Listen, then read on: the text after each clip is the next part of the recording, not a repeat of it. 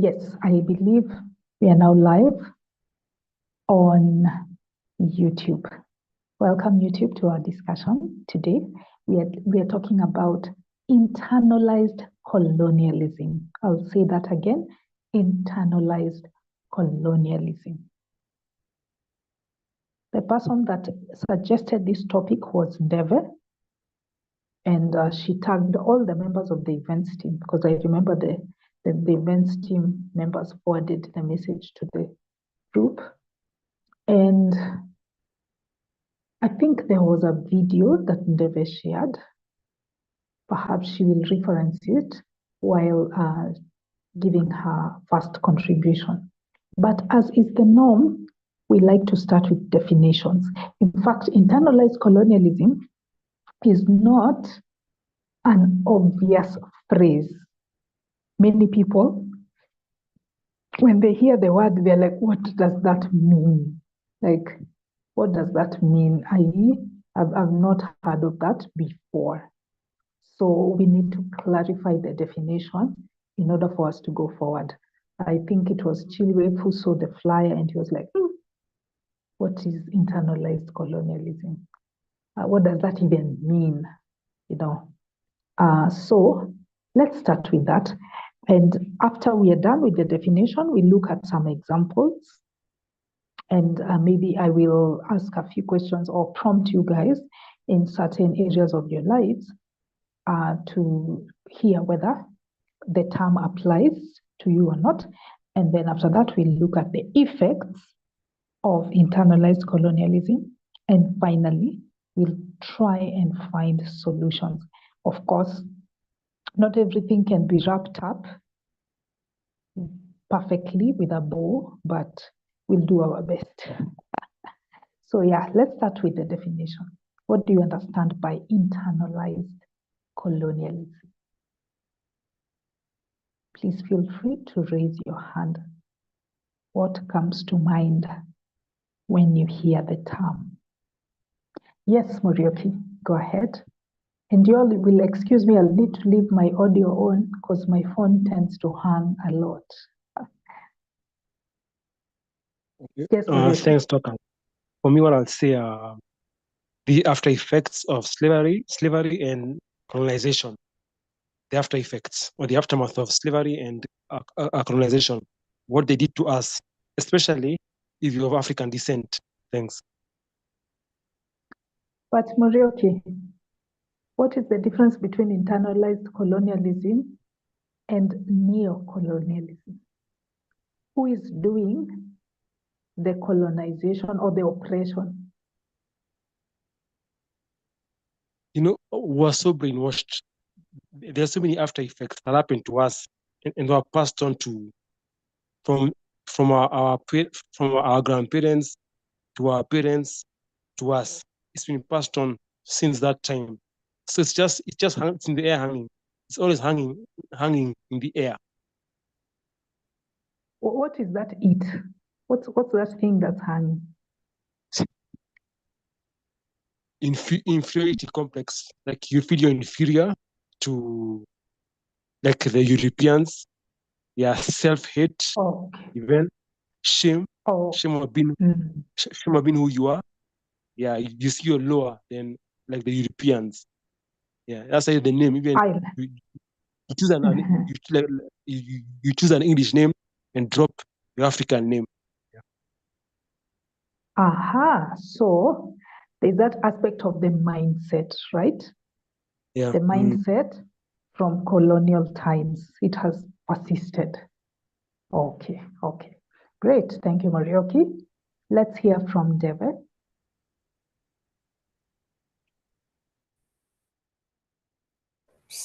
Thank you, Dorcas. Hello, everyone. I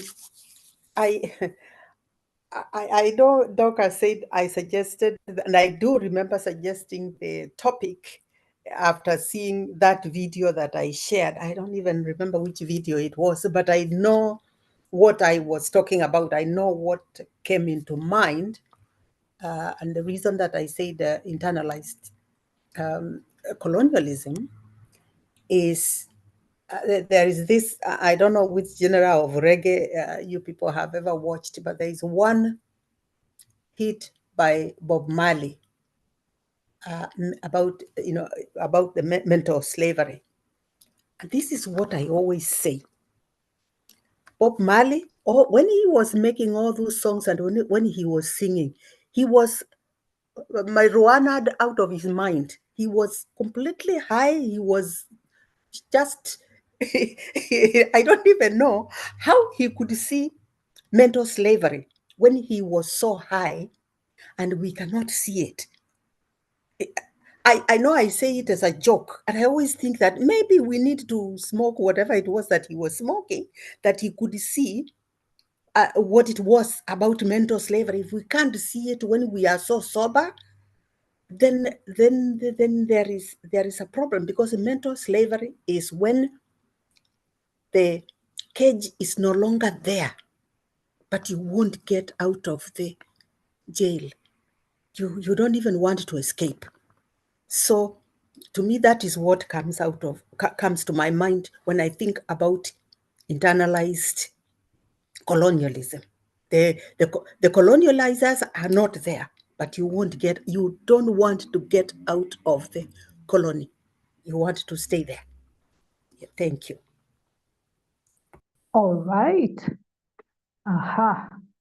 Some people say you can take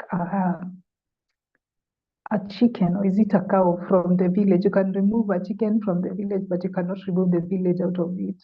So there are people who attained independence, but the colonial mindset is still with them. Right.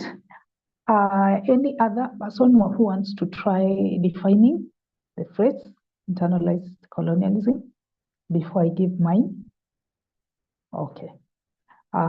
What I found, the definition I have is, it is a phenomenon where people in colonized or formerly colonized societies adopt and internalize the values, beliefs, and norms of the colonizer, often leading to self-hatred and devaluation of their own culture and identity.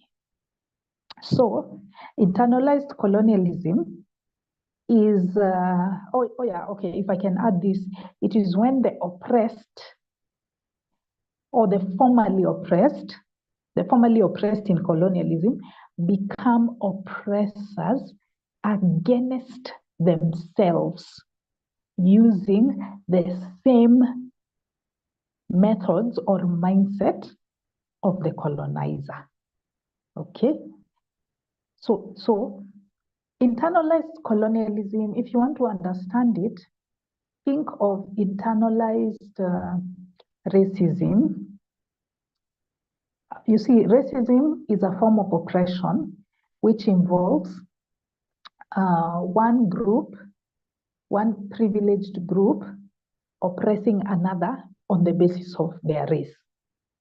If it is internalized racism, it is members of the underprivileged group, of the oppressed group, or oppressing each other based on that racism. So with colonialism, if it's internalized colonialism, it is Black people. In this case, we are talking about Africa, but it can be Indians, it can be any other colonized people around the world, Native Americans, Native Australians, the Aboriginals, anybody that was colonized. It is you believing what the colonialist told you, and then oppressing your own people using that mindset. Okay, that is internalized colonialism.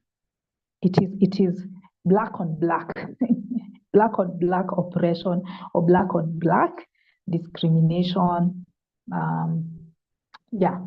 Which often comes from the colonial mindset. And the colonial mindset what is it? We keep referring to it as that. What was the colonial mindset? The colonial mindset was that Black people are inferior, or any colonized people are inferior.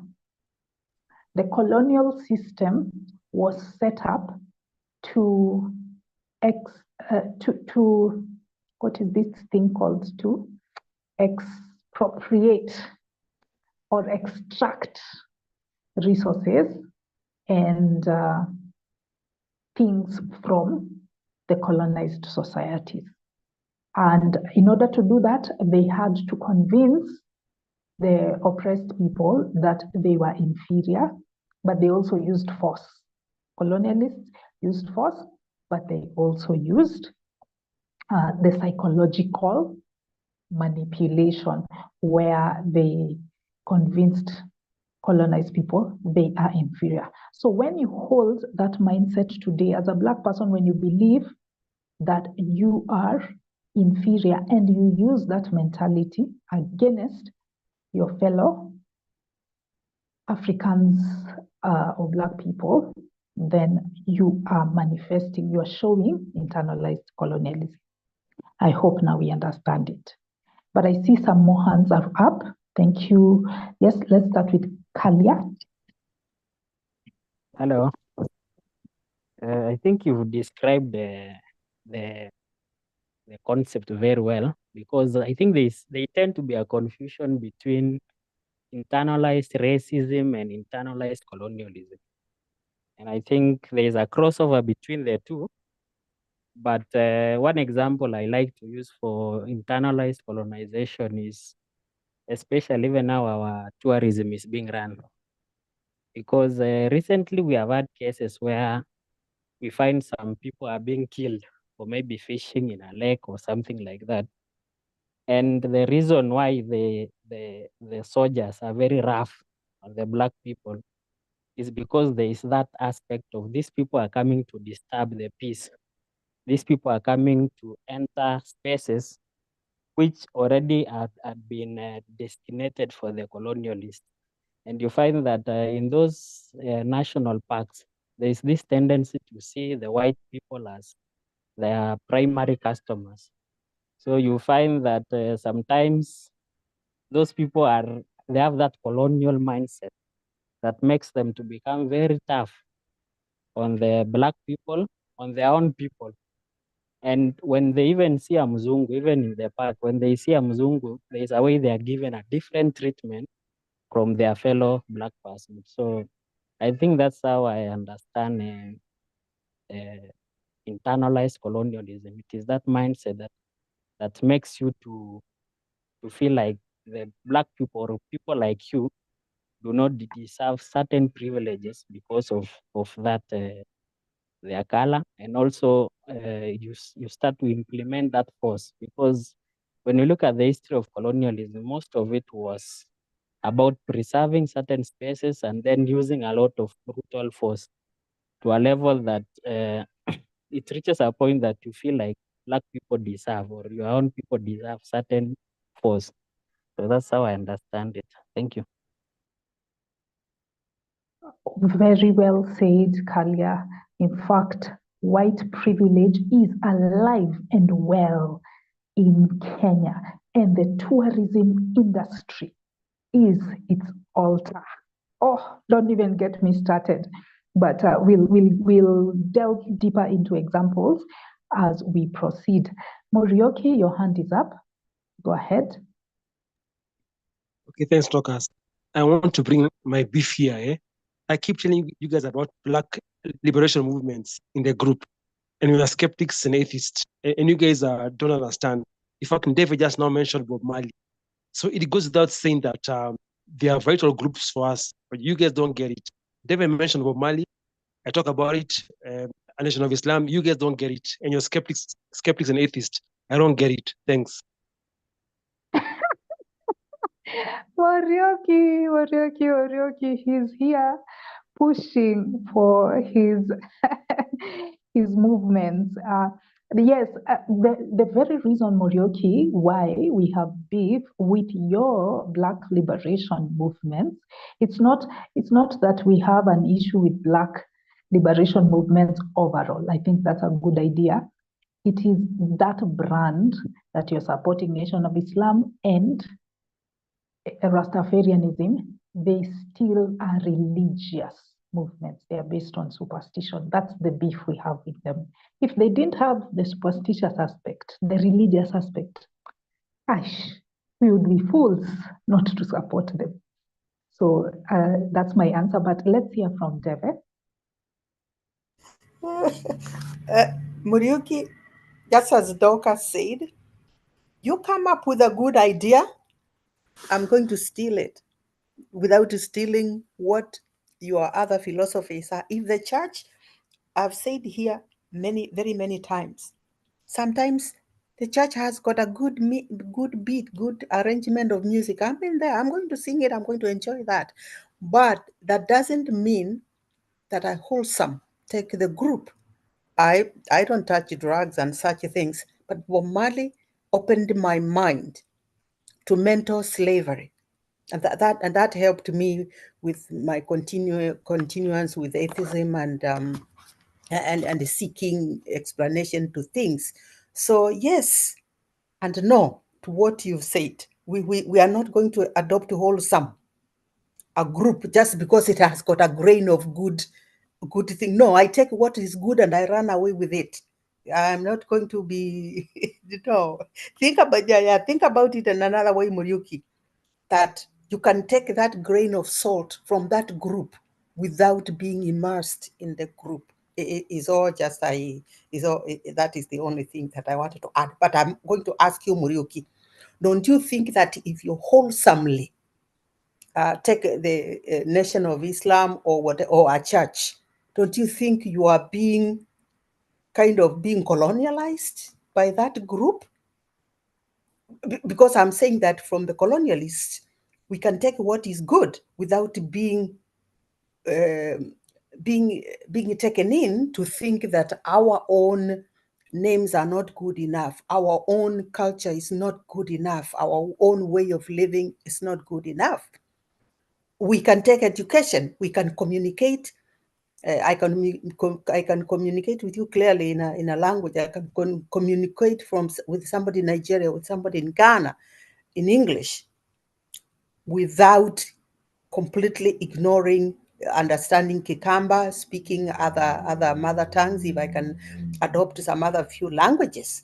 So now I'm asking you, can we not do it? Do we have to take the Nation of Islam wholesale, like the whole thing? Is it all or nothing?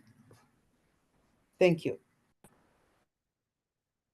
Okay, thank you, Ndebe, for that response. And at the end of the day, Morioki, that is off topic. Let us not digress. We are still speaking about internalized colonialism. So let's proceed to examples.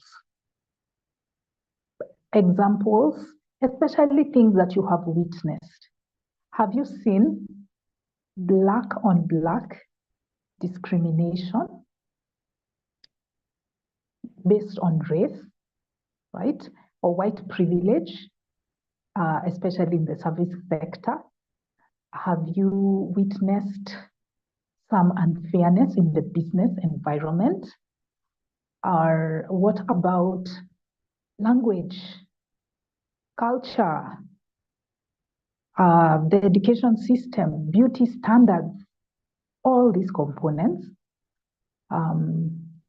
are things you might consider to be internalized colonialism. So let's hear from you, especially if you can give us an example, a personal example, that would be great. Let's start with El Maestro.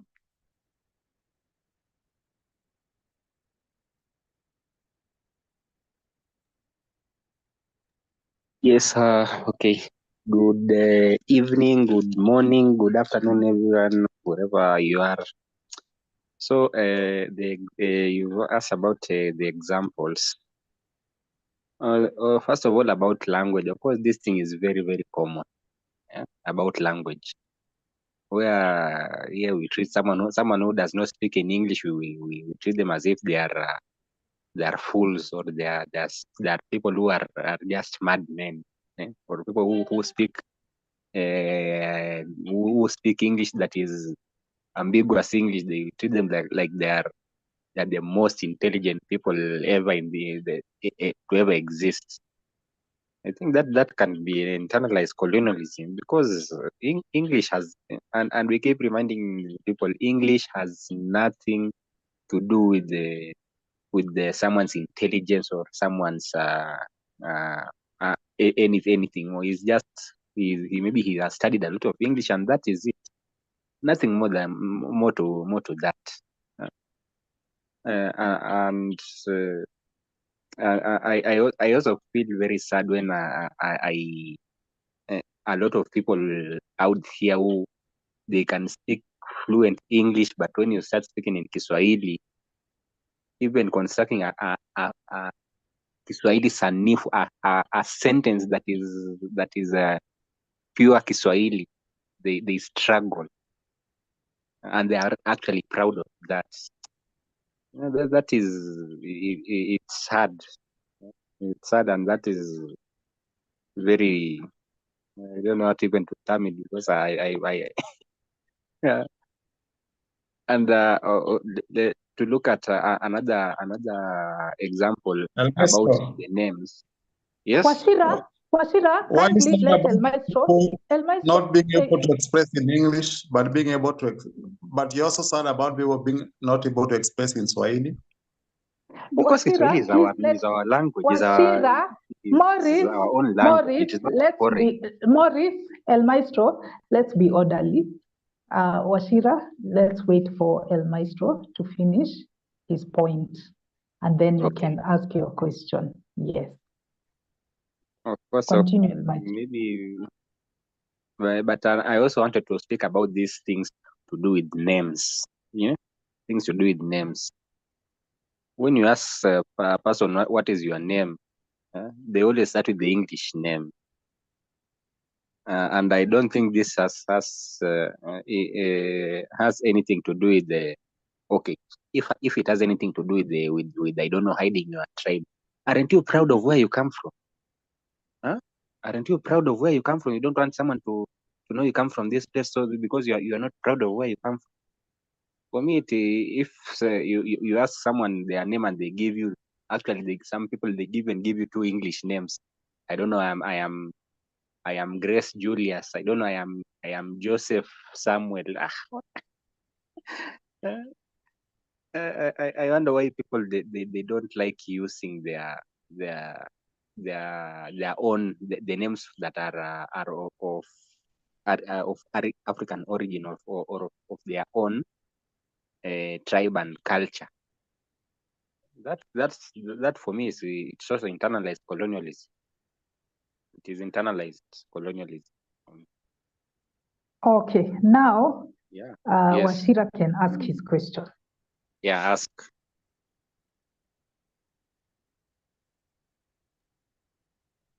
Now, I'm just wondering, El Maestro. Yes. You can hear me, yeah? Yeah, I can hear you.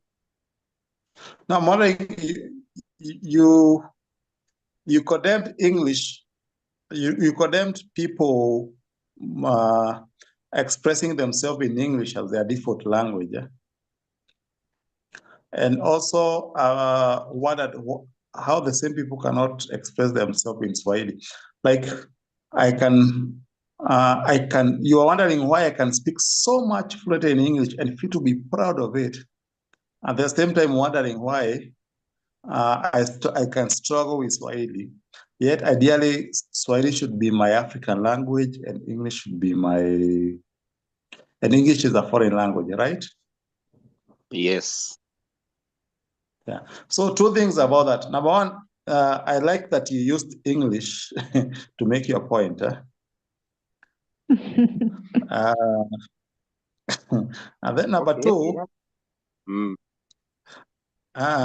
first of all, you realize you use English. And number two, I've actually used English, because a lot of people here, when I talk in Kiswahili, they'll struggle even to understand me. Maybe maybe that speaks more about Swahili and not about the internal colonialism. But number two, my point about, and maybe I should say this before, but I shall say that during my contribution is languages are not the same. No. Of course, I understand the aspect of colonialism. English, the reason we are speaking English and not German or French is because we are colonized by British. I understand that perfectly. The reason why Ndeve and Julia are also speaking English and fitting well in Canada is because it's a British country. It's an England country with English people who were there before they were proper English. So it is a common language. Actually, English is the most widely spoken language in the world. It's not the most spoken language in terms of Mandarin takes one in number of population. But in terms of widely, like if someone can help me differentiate that widely and the one that is spoken by a lot of people. They're two different aspects. So the point I'm making is, Swahili, I love Swahili. Like I admire people who speak fluent Swahili. But there's about something called patriotism or internal colonialism and usefulness of a thing. If today I want to prosper in a world, I have to become a global citizen. I have to be able to fit out in South Africa. Maybe I get a job there. Maybe I get a job in Canada. Maybe I get a job in Hong Kong. Will Swahili be the most preferred language? And Okay. so if I was to do away with my quote unquote internal colonialism, I think English is not the best language that anybody should have. I'm not arguing against your point, but I'm saying if I was just to follow your argument and say this language is a colonial language, why am I speaking English? I have two languages that are much more fluent in, Swahili and Kikuyu. Why don't I just focus and concentrate on Kikuyu and Swahili? In terms of a global perspective of usefulness, where do I draw the line where I'm speaking English, not because I like it, but because it's useful, not because I'm internally colonized, but because even if we had not been colonized by British, and maybe everybody else was, the history went all the way it went, but Kenya was spared somehow. And I only speak Kiswahili and Kikuyu. I'll still find it necessary today, the world it is, to try and study English to fit in the external world, wouldn't I? So where do you draw the line where internal colonialism and usefulness of a colonial feature? The thing is, I have no problem with people speaking in English. The problem I have is making people who speak very fluent English, ambiguous English, like they are the most intelligent people.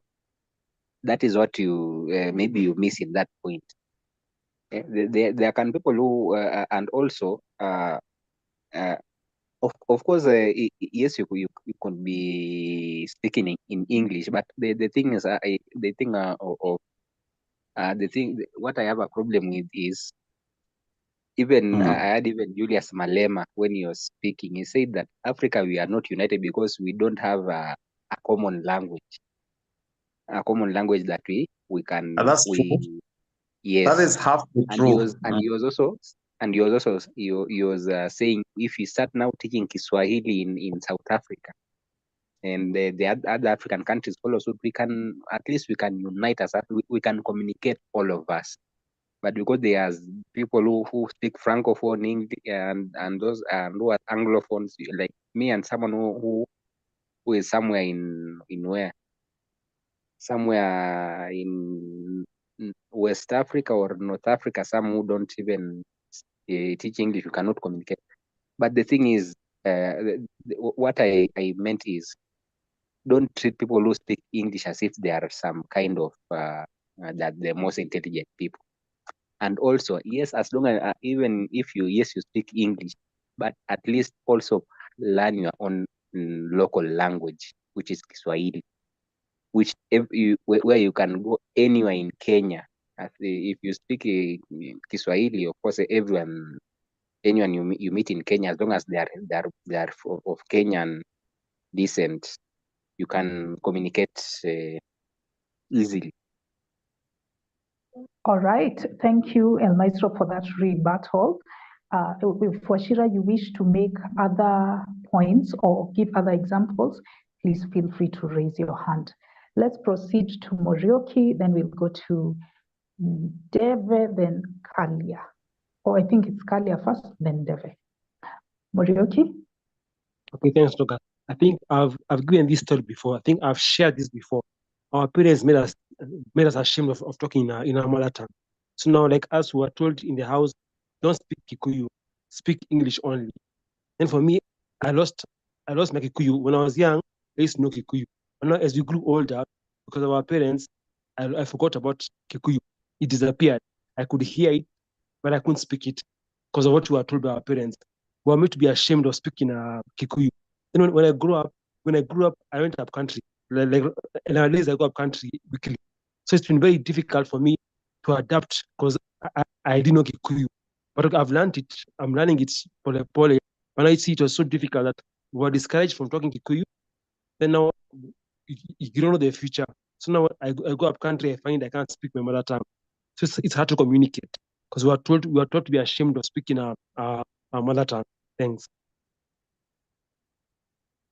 Okay, so Morioki, for you, you are looking at it from the point of utility, that if you don't know your mother tongue, you will go to the village and you won't be able to communicate. Yes, and it's something I experienced there. I experienced it. So for you, it's not really an issue of identity, African identity and African culture, which was partly erased by, or was attempted to be erased by the colonialists. No, but because our parents made us feel ashamed to talk in the house. We were told, don't speak Kikuyu, speak in English by your parents. In the house even, speak English, not Kikuyu. That's bad. Okay, so also the aspect of identity applies, eh? Yes, yeah, you hate yourself. Apart from the usefulness of knowing your mother tongue, you also believe it erodes your identity if you can't speak it. Yeah, if even in school, if you speak Kikuyu, people would laugh at you. Or you speak Kikamba in secondary school, people laugh at you. They say, "What are you talking here? You're mocked. You're ridiculed. You speak in mother tongue in your school, but English, it's okay." Wow. Okay. Thank you, Morioki. Let's hear from Kalia. That's an interesting way to put it. I tend to agree and disagree at the same time, because in as much as we are currently living in a very globalized world, and you cannot really restrict yourself to a specific language, even though it gives you that identity. But what you can do, I think, in my view, is to really deal with that, with internalized colonialism, is to take pride. Because I think one of the aspects that we see when we look at how language is used even in our context, there is this idea of we are trying to deal with a lot of accents. You know, when you are in Africa, you find that there is a way that we really try to imitate even the accent of the white man. In as much as when they come to our country, when you see Wazungu speaking Swahili, we see how they are speaking, or we hear how they are speaking, and they don't receive as much. And I say they don't feel ashamed, like the way when you speak, when you hear a person speaking with a heavy, maybe Kikuyu or Kalenjin accent, there is a way that you feel like this person is not educated. So we equate the education, with the aspect of the accent. But when a white person comes and speaks Swahili with a very broken accent, we actually congratulate them. We feel as if they are doing very well. We are very happy. We feel like these are people who are doing well. So I think that is an aspect of internalized colonization. From the little that I've looked up on internalized colonization, there's an aspect of individuals, when we as Africans begin preferring the colonizer's culture, we prefer the language, the customs, the social norms, and then we start viewing our own culture as inferior. I think that is where the problem comes in. When we start viewing our own culture as inferior. But in as much as we are living in this world that we are living in now, learning all the languages, learning French, learning other languages is part of the modern world. So we cannot again divorce ourselves from that. Yeah, so I think that is what I have to say on that. Thank you. Well said, Kalia. Next is Deve. Thank you, Dorcas. I will only, let me also touch the language before I go to the next point, the point that I wanted to, the next point that I wanted to bring out. Okay, so the more years somebody has in school, the more likely they are to speak good English, okay? Because that is, by the time you meet the PhDs, their English language, they have written all these papers, so their English language is going to be, well, should be a little bit better than mine. So we started associating good English with good education. We internalized that, and that is very dangerous. While it is also true, but internalizing it is danger. That is exactly, absolutely where I find the danger. That somebody who is speaking broken English, you're not going to listen to them, but they could be telling you there's going to be locusts or something. You know, they could be telling you, warning you about something, but because they are speaking it in broken English, or worse still, they are speaking to you in Kiswahili and you ignore because they are not speaking in good English.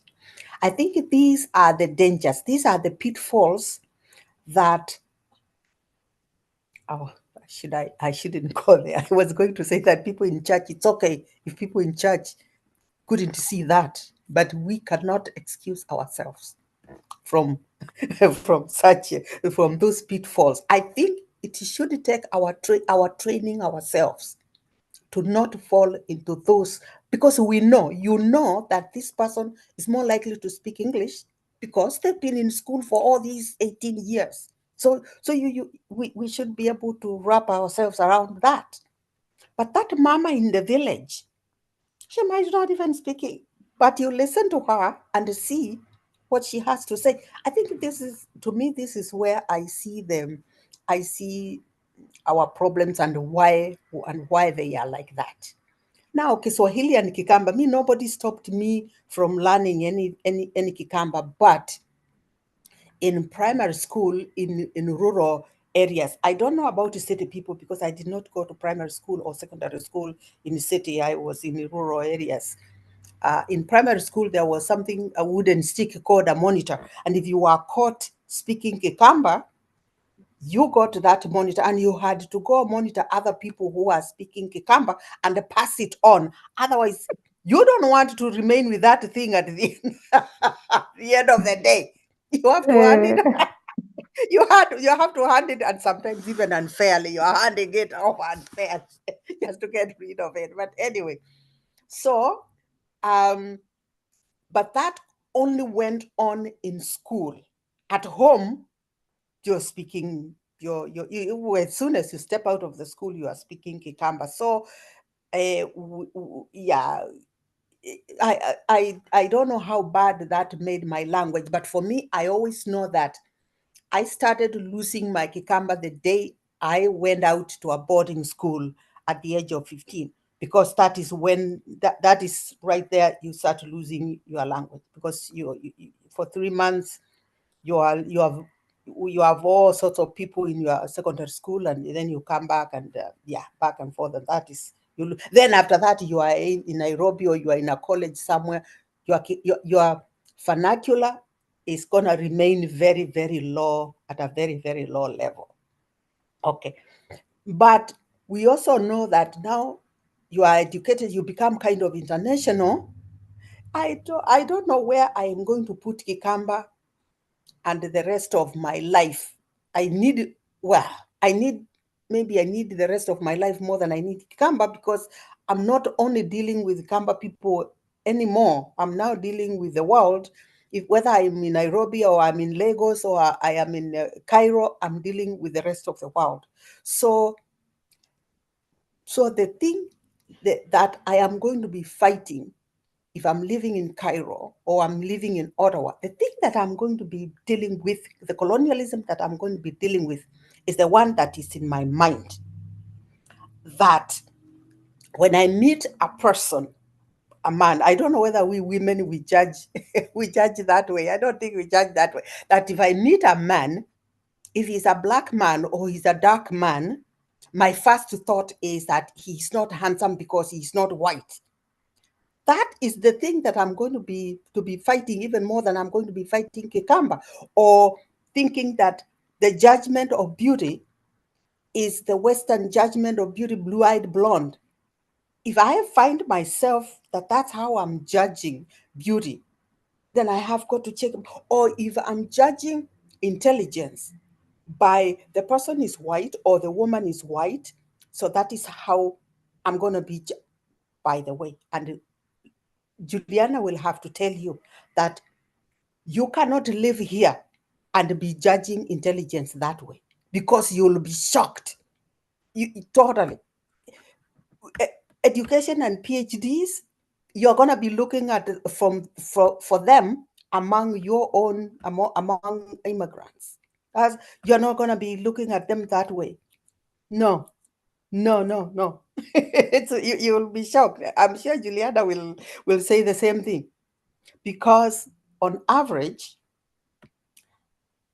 the immigrant is the one that is more educated. I'm going to just say that they are the ones that are more intelligent. However, in knowing how to live where you are, that can be a little bit different. It's a bit, like that, all the socials and all the other things and the appearance and all that. There's that internalized, not even colonialism, it's kind of internalized discrimination, kind of. Then that is another thing. You are facing another thing. You are intelligent, you are smart, you are educated, but there are other things that you are dealing with. And the person that is discriminating, you might even know that you are smarter than them, and how dare you be smarter than them, and all those things. So now I'm now looking at myself, at the person, the immigrant, that is myself. I'm asking myself, if this is how I'm judging other people, is this where I'm looking for intelligence? Is this how I look at beauty? Is this how I look at language? That because another person can't speak this language, they are not intelligent, because there's a difference. Of course, there's a difference between education and intelligence. So I think that this is where we go wrong, and we continue the we augment, we increase the incidences of misjudging people and continuing this colonialism, because we didn't think about things. We did not change how we think about issues. Thank you. I will probably have some other points. Thank you. Okay, Indebe.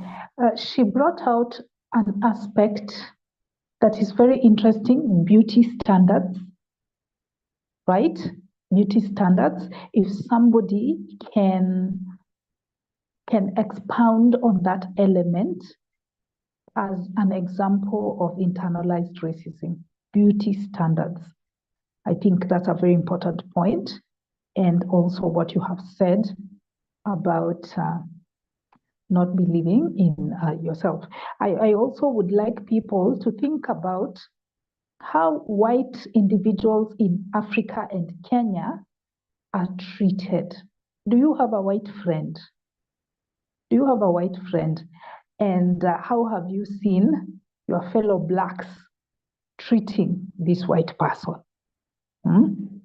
Please consider that as you give examples of internalized colonialism. Oh, Maurice is saying he can't raise his hand.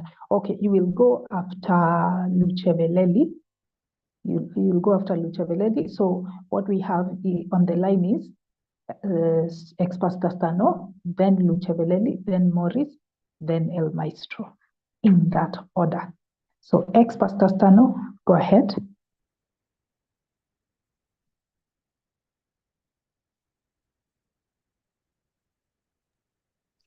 I think Eugene was before me. Oh, he was, okay. Eugene, then, please go on. Thank you very much, Dorcas. And thank you very much, Ex-Pastor Stano, for noting that. Yeah.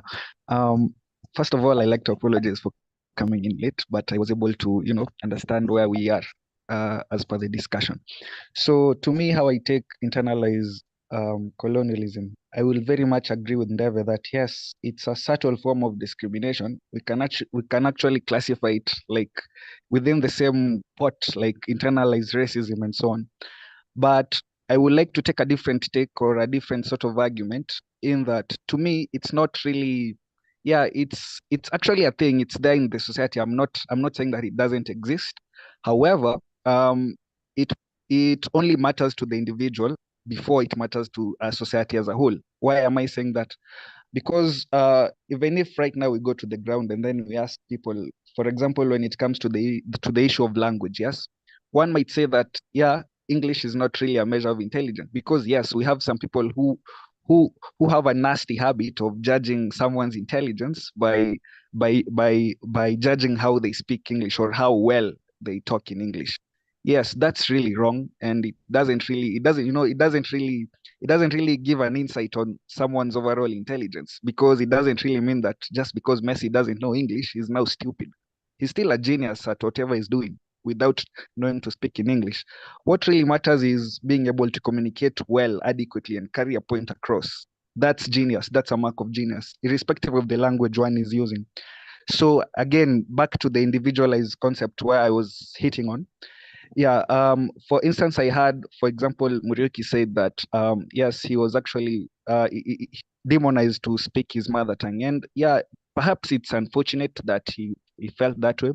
And I will also say that there is someone somewhere who says that, who thinks that the fact that they are speaking well in English, it's not really limiting them from learning their own mother tongue. Take Sheng, for instance.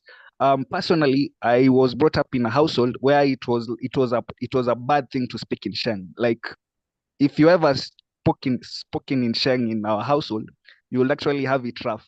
But all in all, at my age right now, I can speak fluent Sheng. Even if I had to learn it, outside the house in secret, but I learned it. So I wouldn't really say that the fact that I was raised in a house that I was discouraged to speak Sheng, that now I can't speak Sheng. You can actually go there, learn to speak your mother tongue, but all in all, it boils down to the utility aspect of it. As someone said before, that right now the world is a global. We are now living in a global village where we interact with different people from different backgrounds, different cultures. So what we will be striving for, we will actually be striving for making some sort of cultural hybrids, instead of saying that instead of measuring on the issue of cultural heritage and identity. Because personally, I don't see any utility in cultural identity. That is me. Anyway, that is me personally. I don't see any benefit of me learning to speak my Maasai while I come in here and I interact with people from different ethnicities. So perhaps when I go back home, it will make sense to me when I speak to my fellow tribesmen in that language. However, most of the time I don't speak with my fellow tribesmen. I interact with people from different backgrounds. So essentially, I won't really tell you that, you know what, I got maybe disadvantaged because I never got the chance to learn my mother tongue. Because number one, it's not really a utility in my life. Perhaps maybe in someone else's, they might have a strong point doing that. But to me, it's not really that. And again, when it comes to issues like, for instance, how well someone speaks in English, and then someone says that, it's because you're not proud of your own heritage, or you're not proud of your own language. Again, it's still the issue of, utility. Because even as of now, as of late, I was in Ukambani, yeah? And I think never knows about this. And in Ukambani, some of the patients I literally interacted with, they didn't even know Kiswahili. They only spoke Kikamba, like pure Kikamba. And even some of my Kamba colleagues, they wouldn't really be able to understand that Kikamba those people were speaking, because it's that deep, that natural Kikamba. Even them, they were like, hey, what the hell are they speaking?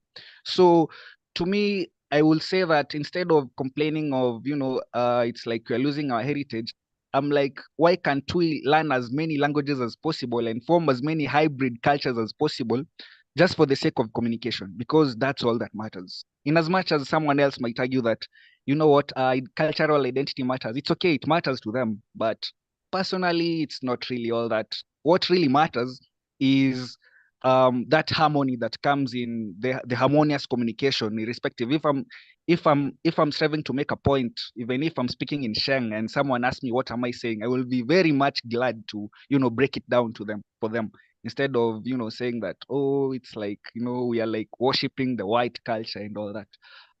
Yeah, that's all I can say for now. Yeah, thank you. All right. Eugene has brought another perspective that is similar to Washira's. And perhaps when Morioki is thinking of this point, he may consider that aspect of utility because he's a farmer who has to interact with locals who predominantly speak their mother tongue, Kikuyu. So in that respect, Morioki would be at a disadvantage. The utility is falling short when he doesn't know his mother tongue, since he's a farmer and he needs to communicate. But for somebody who stays in the urban areas and they don't speak to their tribesmen, then maybe it might not have such a strong incentive. But even as Lucheveleli gives that point of cultural identity not mattering, I think there's this aspect of Kiswahili as well. I think we constrict cultural identity and language to just mother tongue. I don't think we need to think of it that way. I think even Kiswahili can be representative of Africanness and African identity, which I don't think we should throw away with the bathwater. But that's my opinion, and that's Lucheveleli's opinion, and that's Moroki's opinion, and we all have a right to our opinions. There's no Bible on this. Next is ex-Pastor Stano. And never remember to lower your hand. I think it was up from the other time, unless you have a new contribution. Yes, ex-Pastor Stano. Yeah, for me, I think I don't have much to say about this internal colonization, but I will just say, like, for example, you may talk about the English. According to me, English is better because we are able to communicate globally. So, and for me, I never encourage mother tongue, especially the tribal-based languages, because it only give you in a small area.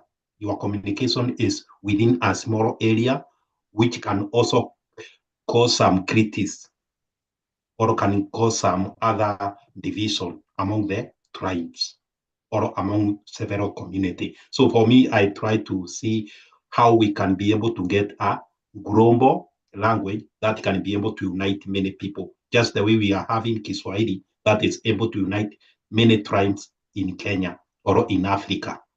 So in such a way, it will minimize those kind of tribalism and also those kind of criticism, and also trying to eliminate some cultural that divide tribes or divide each community from another. So about the mother tongue can vary because my mother tongue was Kikuyu, because I was taught Kikuyu since I was born. Mother tongue of my kids is not Kikuyu, it's Kiswahili. Maybe my grandchildren will be English. So mother tongue vary. It depends on the situation. So my kid I don't know whether they will ever know Kikuyu, because they normally know Kiswahili and somehow English.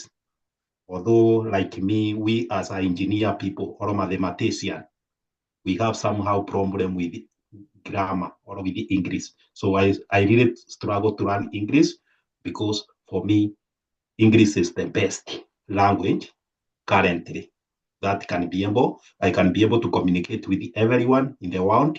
And also according to me, it's a form of uniting the world. So that is my intake. About the beauty, here there is somehow discrimination in everywhere. You see a certain person, gentleman, a certain man or a woman is very beautiful, so you find it's treated in a special way. But the other one that they think is not so beautiful is not treated well, or they assume there is no such person. The same case with the white people. Africans or black people, they treat white people well. But the white people, they don't treat black people just the way they can treat their fellow white people. So that there is a big problem, and we need to know how we can be able to eliminate all those kind of discrimination or some kind of favorism. Because even in the job, you may find a very beautiful, maybe woman will be promoted or given a special favor. But the other one, yeah. Sorry, allow me to interrupt you. I need clarification on a beautiful woman. When you say a beautiful woman, is this tied to internalized colonialism? Because you see, beauty can be. Yeah, that is what I am trying to mean. How is it tied to colonialism or internalized colonialism?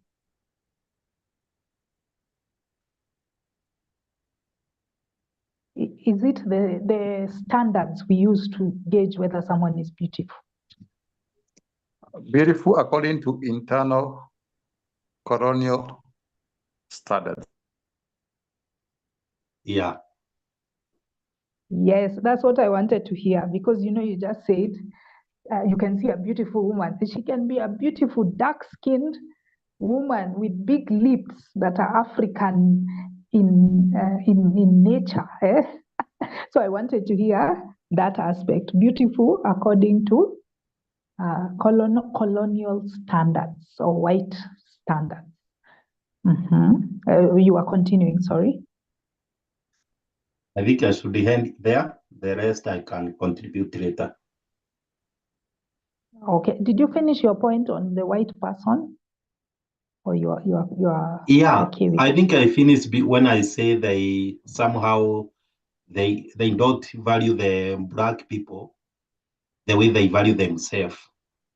And us as black people, we value white people, or we treat them in a special than how we treat our fellow black people. And the white, they don't treat black people good just the way they don't treat us the same as the way they treat themselves, their fellow white.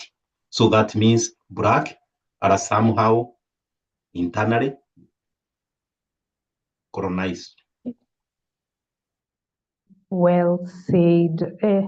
It is such an irony that you go to the rest of the world and they treat you negatively as a Black person.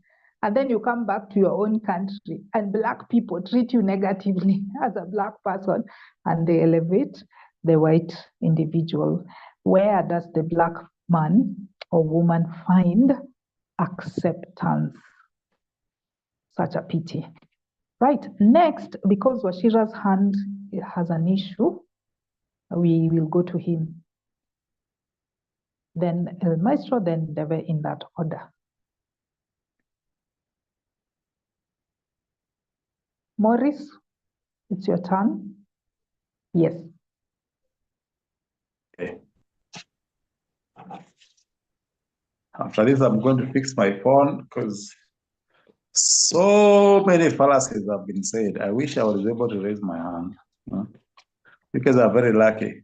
So, where do I start? There's something El Maestro said. I wish I could remember. There's something El Maestro said I was responding to. So, okay. Let me start from the very start. Definition of internal colonization. First of all, how much time do I have, Soita? Like 5 minutes? Yes, yes. Today I didn't fire Soita, so I better have as much time as Soita normally has. No, 5 minutes. But fight as you. That is colonialism, internalized. You are part of the. I am your colony, humbly. Yes. I want to have 5 minutes to respond to this. Okay, 4 minutes. Yes, yes, go ahead. 4 minutes, but I'll give you that second to really define what you mean exactly. Not based on what you prepared in your nini, but based on submissions that have been made by everybody, whichever lady, myself, everybody, David. What now do you think should be the actual definition of internal colonialism? Layman, you don't have to give this academic thing. From the hunch of your ideas, what do you think should be, what do you think we're discussing about? What is internal colonialism? So you want me to make up a definition based on No, today's discussion? I want to tell me. That's intellectually dishonest. You give a definition.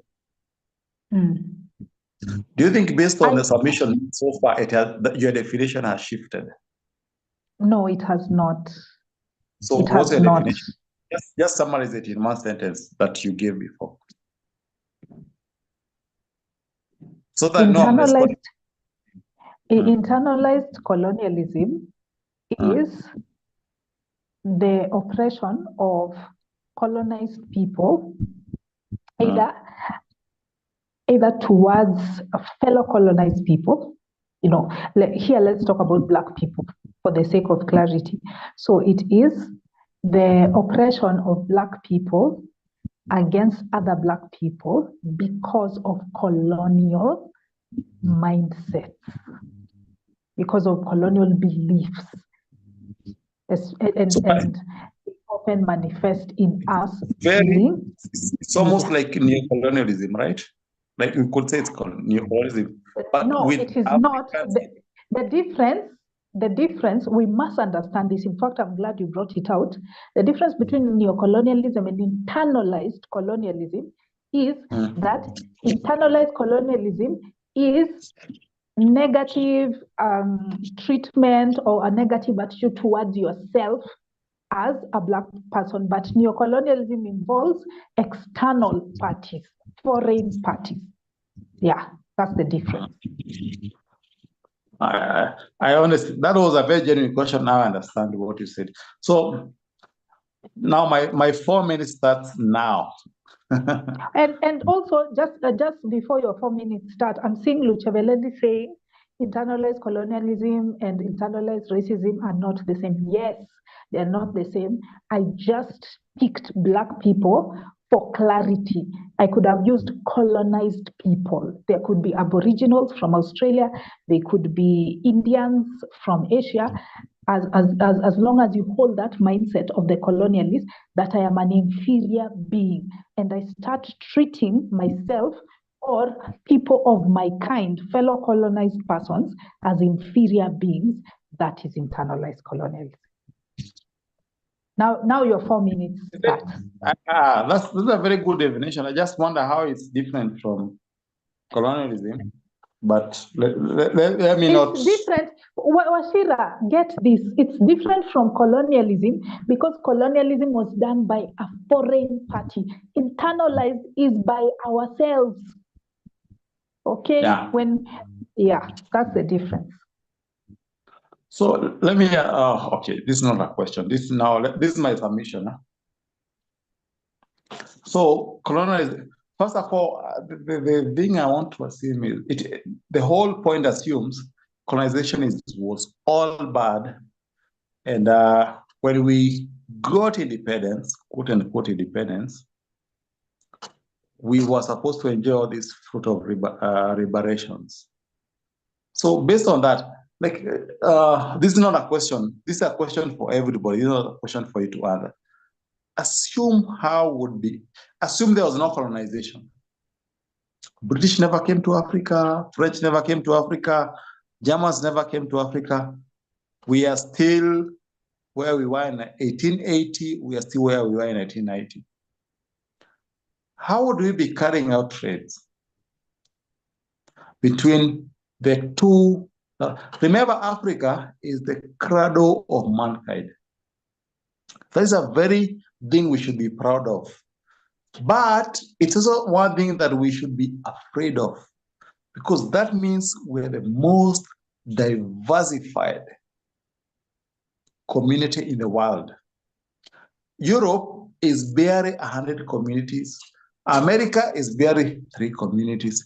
Asia is also like 2,000 community, but 4 times population. Africa is 2,000 languages. How do we even start trading with Uganda when you have 42 languages in Kenya? You cannot even trade within Kenya, leave alone trading within Uganda. This is about language. This is not about internal politics. So English, leave alone colonialism, English brought a unity among communities that even today, I'm sure I cannot speak all your languages. I cannot speak Soita's language. I cannot speak whichever language. I cannot speak David's mother tongue. I cannot speak most of your mother tongues. Yet, we are here condemning English in a colonial language. That is one. I don't want to misuse my name. Number 2, so colonization, there's someone, kwanza imenibamba sana. There's something that naitwaje, Morioki. Hata nilikuwa nasikiza, just na raise hand, nilikuwa nasikiza Morioki yako side gani? I always fear I might end up in the same side with Morioki. And of course, that's normally the losing side. So I never want to be sided with Morioki, but I did get that one. So the question is, you might not have learned the Bible. You might not have learned, your parent might not have taught you the language that, your native language. So you cannot speak it. Assume I am Morioki. I grew up in Nairobi. I'm not able to speak Kikuyu with my Kikuyu natives in Moranga. But they do me to a good school. I can speak to kids from pretty much of the world. Who is more advantageous? Me, who went Korongorongoro school, can speak very fluent English and almost 1% Kikuyu, or Morioki, who can speak fluent English. We can tell that from his presentation. Very good English, comfortably. And might struggle a bit with his villages. So the question is, who have more utility? What is more useful to Morioki as a person? He might feel like, identity lost. But if you want to sell product to UK, to whatever, which one is more useful to you?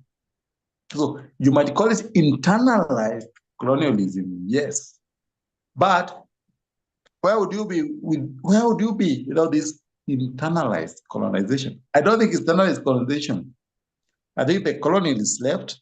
We've kept some of their positive cultures, but we are hanging on because, I mean, okay, assume we got the independence we wanted in 1963, and there's no speaking of any English. Assume we got a typical African leader that we somehow think, never speak English in Kenya. Is that what we wanted? How would our life be now today? Would not be employed, not as a man. Your 4 minutes are up. You need to wind up. Okay. Okay, let me make one more point, and then I can go. So there's language. I'm sure Muriuki will respond to that. Finally, of course, language is a major explanation. There's also now the issue of usefulness, which I've said. It is a colonization was bad. Let me make a final point, general point. Colonization had its bad and good aspects. We cannot have our cake and eat it. We cannot say colonization was all bad and all we are using to condemn that is a colonial language. It would have taught us our language. It had its most inhumane right abuses, but it has its advantages. I don't think anybody with a rational mind would want a Kenya where nobody speaks English, everybody speaks their mother tongue, 42 mother tongues, and nobody can understand the other. I think that would be against common sense. I am not for colonization. I think we should condemn its excesses, just like we condemn Moi and Kanu regime. But we must not take it as everything was negative, and nothing was positive. Of course, like how else would you get most Kenyans employed in Canada, in Dubai, in other places? How? Without colonization? Right. Your time is up. Maurice. Thank you for your contribution.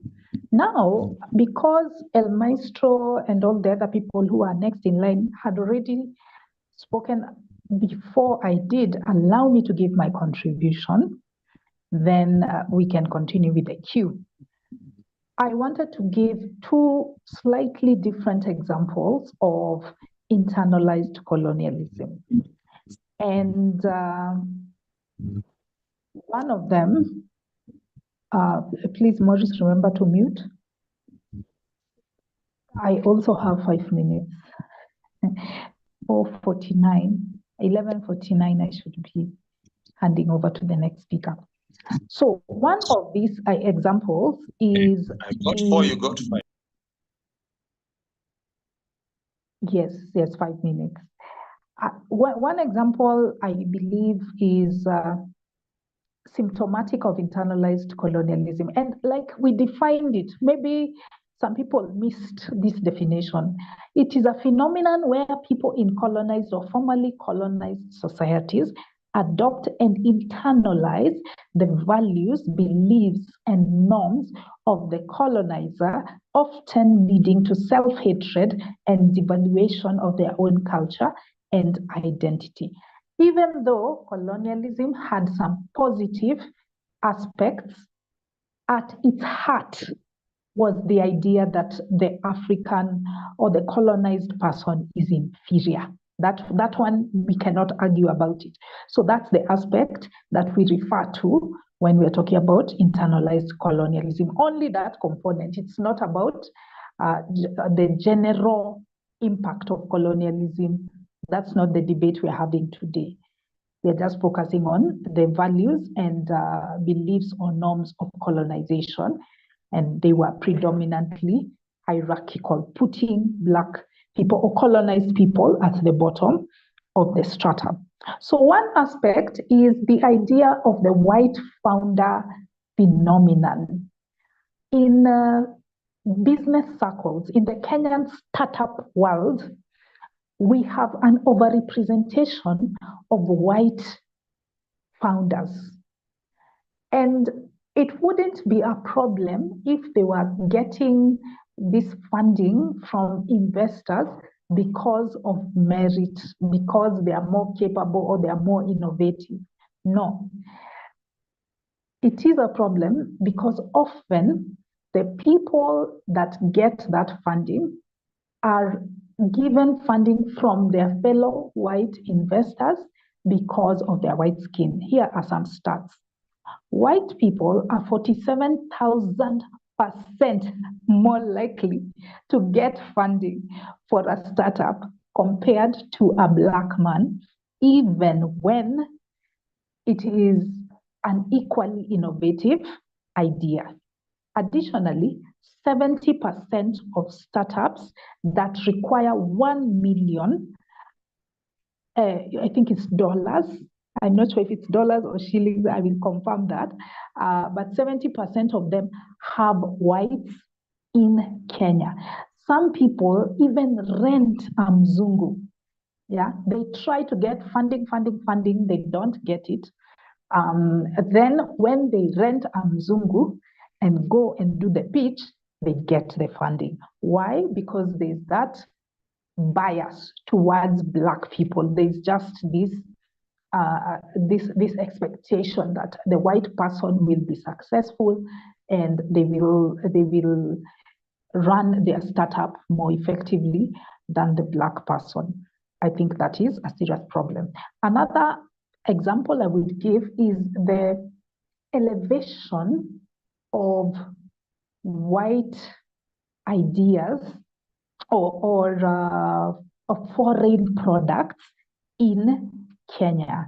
And we often see this of white ideas or white people when they come to you to maybe negotiate a deal, you don't look at them as equals, as Black people. Let me not use Black people as Luchaveleli said, it's internalized racism, internalized colonialism is as colonized people, you consider the colonizer to be superior when you are negotiating deals. So you don't push for the best deal. This means that we give away our minds. We give away our resources. Our government has entered into really bad deals with white people, with former colonizers or foreign powers, because they don't believe in themselves. They think that all that is good and right and perfect with the world is white. They don't defend themselves. So even when the idea might not be appropriate for us, we don't question it because it's coming from a former colonizer or a person that looks like the former colonizer. Two cases in point was the Gashasha system of justice in Rwanda following the Rwandan genocide. That is a traditional form of knowledge that can be used in the justice system. But there was pushback. Before it was adopted, there was pushback because people wanted to impose the foreign or the Western approach to justice, which is the adversarial approach. But the Gashasha approach did more, is it called, there's retribution, there's reconciliation. Yes, it did more reconciliation than punishment, and that was able to restore Rwanda to its former state. So that's an example of a case where internalized colonialism did not prevail. Yeah, but in most cases, we just wholesale adopt foreign approaches. Another example was in Niger. There was a TED talk given by Chika Ezianya, and she was talking about how she used to work for World Bank, and every time the World Bank representative was going to African countries, he loved it. He would say that it's so easy to negotiate with the Africans because they don't push back. They think we have a monopoly of knowledge So they just tell us, give us the contracts, we'll sign. You are the experts, you know everything. Tell us what to do. Internalized colonialism. But when he goes to China and when he goes to some other rapidly growing economies or people who don't have that internalized colonialism, they really push for the best deal and they make it so hard for the World Bank guy to get a deal that's beneficial to World Bank because it's usually beneficial to those countries. So that's a challenge that we have. And in fact, that same speaker gave the example of an irrigation project that was imposed by the World Bank. It did not result in successful yields, but when the irrigation project was using traditional African knowledge, it had an almost 100-fold increase in yield. So we need to believe in ourselves as former colonized people. Let's not assume that white ideas are the best and that they can wholesale impose their ideas on us, especially in the business world. Those are the examples I had for now. Let's go according to the queue. It is El Maestro, Ndeve, Lucheveleli, and then Maurice in that order. El Maestro.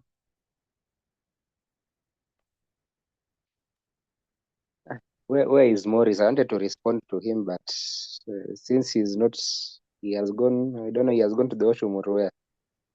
Let me wait for him to come back. Then I'll address that issue. The other issue is this thing about our skin, where women who are brownie, who are rangi yellow, they call it rangi ya tao.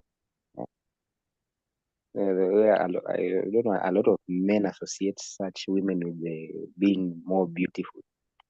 The thing is, I think women themselves are guilty of this. First starting with these things called filters, where before they post, before you post something on the internet, you are instead of posting the way you look naturally, you go and filter and add some filters, and you start looking like looking like okay, so looking like another okay, you look like another color. You are black, but now you look like you are yellow or brown. Then you say, now I look beautiful. Let me now post. It's this is in it's we black people says that we are guilty of this. It's and also these things okay, I don't know about makeup. Makeup, do they really make someone look with a different color? I don't know, but Yes, they do. yeah, They do. things to do with makeup. In fact, I remember when I was still a Christian, when I was still going to church more often, there was a lady who she was about to do a wedding with another man in that church. When the day of the wedding day, when I look at that lady, I was like, is this her? I was shocked. The makeup that they had done on her face, she looked totally different from how I used to see her in her church. And I was until today I remember she had a totally different look because of the makeup. And and also there's this thing of going even further to change your skin from black to brown, or not brown but yellow. These things that Vera Sidika did. But I'm telling you, if you go to Mombasa, I've lived there. If you go to Mombasa, these Muslim women, the way they just bleach their skin from black to yellow. It is very, I don't know if we should consider this internalized colonialism, because I heard that they do this because in a certain hadith in the where I don't know, Prophet Muhammad said he said The 72 virgins. no, not about the 72 virgins. There is a certain hadith where Prophet Muhammad was talking about a black woman crying, and she had shaggy hair. So now the Muslims now, when they actually see a black woman, they have a very low opinion of it. That's why those women in a lot of Muslim women in Mombasa, they go on bleaching their skin so that they just don't want to look black. I don't know if you guys knew about this. There is a hadith in the Quran where Muhammad was talking about a black woman coming out of the mountain crying, and her hair was shaggy. Uh, I don't remember the whole hadith, but that is what those are the words I remember. It's not in the Quran, but in the hadith. That's why these Muslims, you people, you will never know. But I've talked with some people who know who know they say this Quran that is of right now, it has been edited a lot, but the original one, Prophet Muhammad said a lot of bad things about black women, black people. Okay, I think he told me black people, but especially women, black women, which people, some people like us who just know what is written in the Quran, we cannot know, but just that slightly thing that Prophet Muhammad was talking about a black woman coming out of the mountain crying and her hair is. I don't know if we should also consider that as internalized colonialism, or I think religion plays part in that, maybe. So Morris is not yet back, but I wanted to tell you, Morris, this.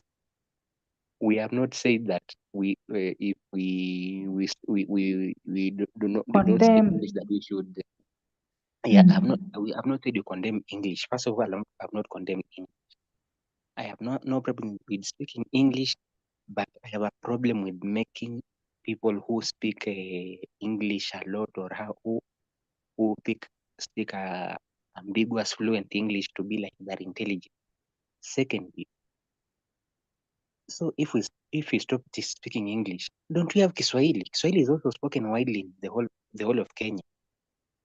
And Kiswahili is not. I know people think that Kiswahili is an Arabic language. No, Kiswahili is a Bantu language. That is the origin of Kiswahili is Bantu. It is a Bantu language, but it has borrowed some words from the Arabic language, and okay, like 20% of the words from Arabic language, and some 5 to 10% from English, like television, that is borrowed from English.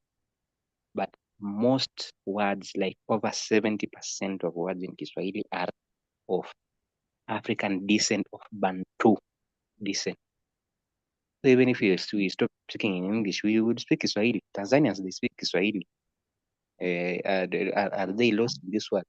They only start learning Kiswahili in secondary school. I mean English. They only start learning English in secondary school. So don't make it a big deal, like speaking English. We will be lost if you are not speaking English. There is Kiswahili. You can very much communicate. You can make the whole Africa speak Kiswahili. Yeah, that's the point I wanted to Okay. make, Maurice. Okay. Thank you, El Maestro, for those contributions. I think he will come back. I think we've really talked about this language thing. Can we concentrate on other examples? Because it seems like we might not agree on the language aspect. But anyway, Thank you still, El Maestro, for those examples. And I think even though the Muslims in particular might not be referring to colonialism because of their religious background, I think many other Kenyans use that background where you are brought up knowing that black skin somehow is inferior. And the closer you are to being white, the more desirable and attractive you are. So yeah, I think it's still applicable to other groups that are not from the coast when we are looking at internalized colonialism. Aha, the next person is Ndeve, then Lucheveleli. Thanks, Dorcas.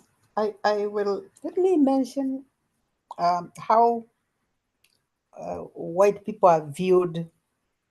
I think probably not just in Africa, but maybe in Africa it's a little bit more, it's a bit more extreme. And that is so internalized. It's not even, I don't even know what it's not even it's not even neocolonialism,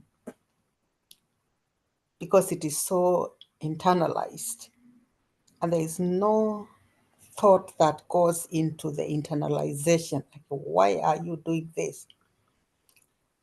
I think maybe we used to think it is because we think they have money. But I think it takes a while for you to decide whether that person has money.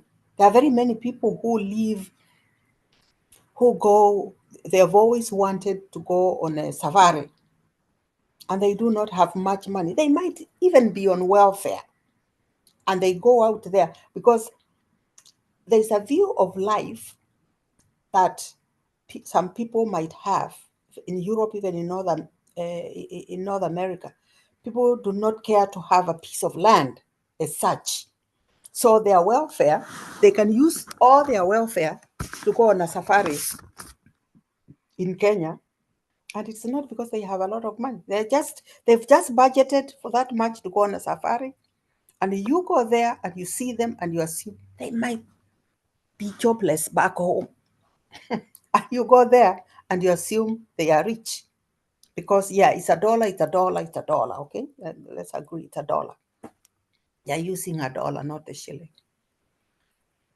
But that is because you have not thought about it. You have not thought that white people can be high school dropouts. Yes, many of them, they know what they are going to be in life, and they don't want to go to university, and they don't need to go to university. They want to go there and be a builder. If you're going to be building, or you're going to be a truck driver, what are you going to go to university to get a loan for, to get a big loan to go to school for? You don't want to do that. So out of knowledge, we need to see these things. Don't say, there are people there who say, when I ever hear people saying mzungu wangu, I always think that, how crazy are people when they say, yeah, they say mzungu wangu. And because of that kind of elevates you among your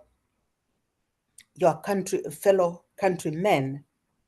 There are people here, if you marry a black person, you lose members of your family. You could lose all the members of your family. They say, well, we don't want to have black children in our family. And here we are, people who have got a 0.5 or a quarter people. They are so proud. They love the child more than the other children.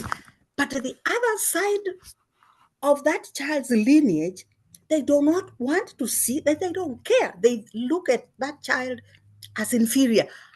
I do not understand that. I agree that I always take a long time I'm a slow thinker. I take a long time. But once I come to think about it, I think, why have you not asked yourself why the other side doesn't feel about this kid, the color of this kid, the way you feel. You and it is just not Africans. My friend who is from the Caribbeans, he's a quarter whatever of some Welsh person, and he married a black lady, black like me, totally black like me. And everybody was asking him, don't you want to raise your color? The Caribbeans are as terrible as Africa. Don't you want to raise the color? And he would just look at them and he just couldn't understand. After he divorced, he said, I'm going to Kenya. So I've got a total African, you know. So there are people who look at things, of course, differently. I think I would be very disappointed if he didn't think the way he thinks.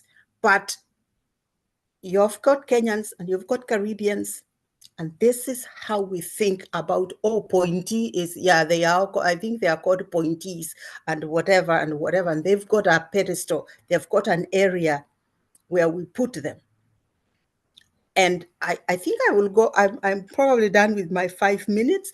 I'm not going to get into hair, and that is the region for women, where we women, we have to think about it, about our hair, whether we are our hair, and I'm not going to go into chemicals, because chemicals have already, having dealt with the color of skin and the pointies and all that, I think I've talked about color. But let me talk about where the changing of color, the way we change our colors with chemicals, because that has been done by my fellow, somebody who went to the same classroom, and in the biology class and in chemistry class, and they realized that, oh, you can get rid of black skin using chemical. That is one of the most harmful things that somebody can do to themselves, because you have internalized your inferiority of your skin, and now you go and you destroy yourself, because that's not going to be for nothing. People suffer here, and there is not as much sun in Africa here as we have in Africa. People suffer here with skin cancer. Skin cancer is a very serious a threat for people without melanin. So just be glad with your melanin, because of the sun, because of the African sun, and even the little sun that we have here. Skin cancer is as a real problem. Now you go and you remove your melanin, and the African sun being the African sun that it is, and you don't even want to think about them. There's a reason we are black and we are in Africa. It's called evolution. And if you want to fight that lady, and she's nasty, she did away with a lot of, we know what has happened to so many species. And I think with that removal of melanin that evolution gave you so that you can survive. And you know what? I'm actually going to say something really nasty. Well, maybe you really need to go. You need to win that Darwin and go away. I think I should shut up. I should shut up, right? Thank you. Yeah, if somebody is foolish enough to make such a damaging decision, then perhaps they deserve to be wiped out of the genetic pool. Yeah, but the example you've given, Debe, is quite profound. In the dating market, in the marriage market, and when you have children who are mixed race, they tend to be treated with so much privilege in African societies compared to how that person is perceived in predominantly white societies. So that is a very disturbing phenomenon, because we are damaging ourselves. We are killing a very important part of our skin it serves a crucial role in our tropical climate, and all because of the psychology. We have not decolonized our minds. Right. Next is Lucebeledi. Karibu. Thank you very much, Dorcas. Actually, I came to realize one thing about today's debate, which is internalized colonialism. And it has very much taken us back to internalized racism. They're actually related. You know, it's like they're twins. Like you can't have one without having the other. And they are very much interconnected. So during my short notes, just to take the short notes for the debate, I came to realize that one thing led to another. That's why they are so much interconnected that at some point they overlap, and it's sometimes difficult to tell the difference. But in terms of definition, I very much agree with what Dorcas had defined. Like that is, I very much agree with that definition of internalized colonialism. Now, what El Maestro was asking, if, for example, the way people judge others, it's sort of colorism, yeah? The beauty standards, like men valuing the light-skinned ladies more and vice versa. So, yeah, it's still part of internalized racism and, again, colonialism. But I'd say one thing led to the other. It's like a seed and a tree, yeah? So one thing came first, and that was internalized colonialism. Colonialism came first, but with colonialism, they did more than just to take our land. They came with their racial ideologies. They came with ways to, to make us believe that our cultures, our economy, our intelligence, our physical features, they are very much inferior. And the fact that we were colonized, we didn't just internalize colonialism as well. We also internalized that sort of prejudice, whether it's racial prejudice, whether it's terms of beauty standards, not just language. And I'd not even want to go back to language because I think we've closed that chapter shut. So we can as well talk about other things, and not just in beauty, not just targeting women. Most of the time, even while growing up and going for interviews and stuff, I came to realize that even men are equally affected by this internalized racism. There's this thing that they say, wear professionally, look professionally. For instance, the African man has nywele ngumu. He has hard hair, like it's like steel wool. Like even when it comes to the beards, it's bushy and stuff. Just as Ndeve said, there's actually a very good reason why we have dark skin, why we have bushy hair, why we have wide noses and wide lips. Just to enjoy where we are, where we evolved at. Yeah. So it's actually funny having someone who evolved somewhere else, came with their own standards to you in this hot tropical climate, and then they tell you that, you know what, I don't like your hair. You look a mess. You're not professional enough. You should shave it. And it's still one of the reasons why, for instance, when a man is being jailed, they actually have to shave you first, forcefully shave you, because it's like a psychological warfare. It's like to weaken you psychologically, to feel that you're weak, you can't do anything else. But it gets weird when you want to go for a job and then you're told that, you know what, you should look neat. So that means you should actually shave everything off, be presentable. In short, be like the white man who isn't much bushy, who is just fair skinned and all.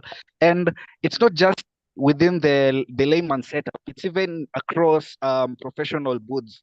For instance, when it comes to other medical devices, there's this device we call it the pulse oximetry. It sort of tells the oxygen concentration for a person.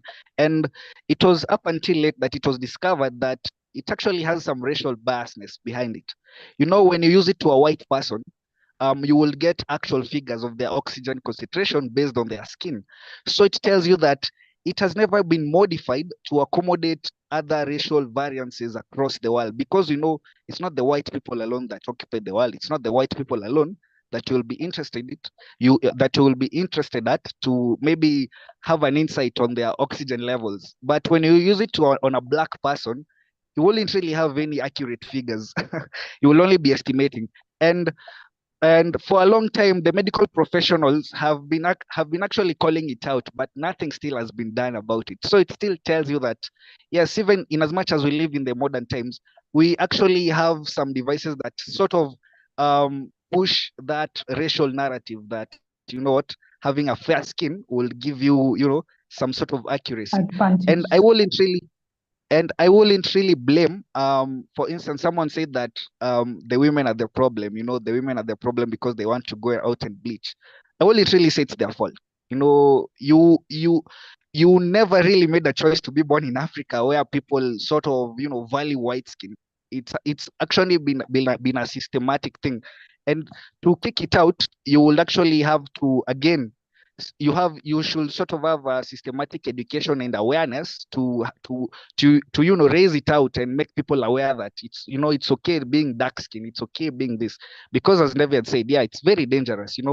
If you're out there bleaching yourself while you have the sun and the cancer and stuff coming in, it doesn't make any sense. So how I'll actually maybe try to think it and maybe try and address the issue. It's like killing a bird with it's like what does the saying says, two stones in a bird, or is it two birds in a stone, somewhere along the line, I think I forgot. Killing two birds with one stone. Exactly, killing two birds with one stone.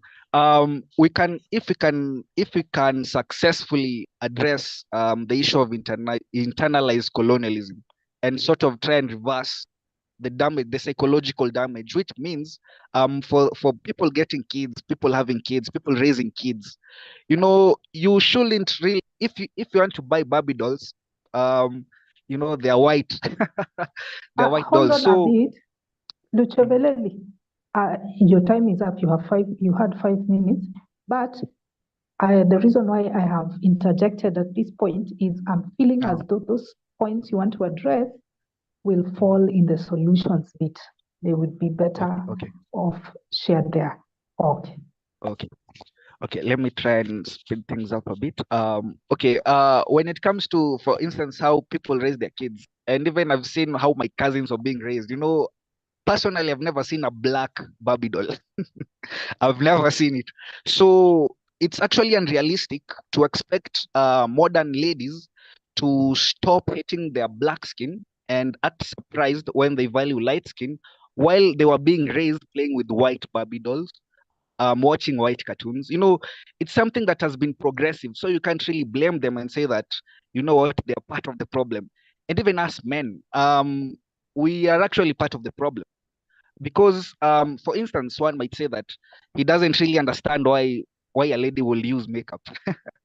I think apart from internalized racism, anyone is free to use any makeup. Even you as a man, you can go and use makeup. You can go and have your nails done. You can go and, it's no one will kill you for it. But it's funny how you can see how everything has been weaponized to target specific people in a society and all that. But all I'm saying is I think it has to start with how we are nurturing our own kids if we want to get out of this mess. Because yeah, it's actually a systemic mess. It's not just as simple as someone would think about it. It affects everything and everyone and everywhere. So yeah, that's what I'd like to say. Yeah, thanks. Wow, I love how you delved so deep into the issue.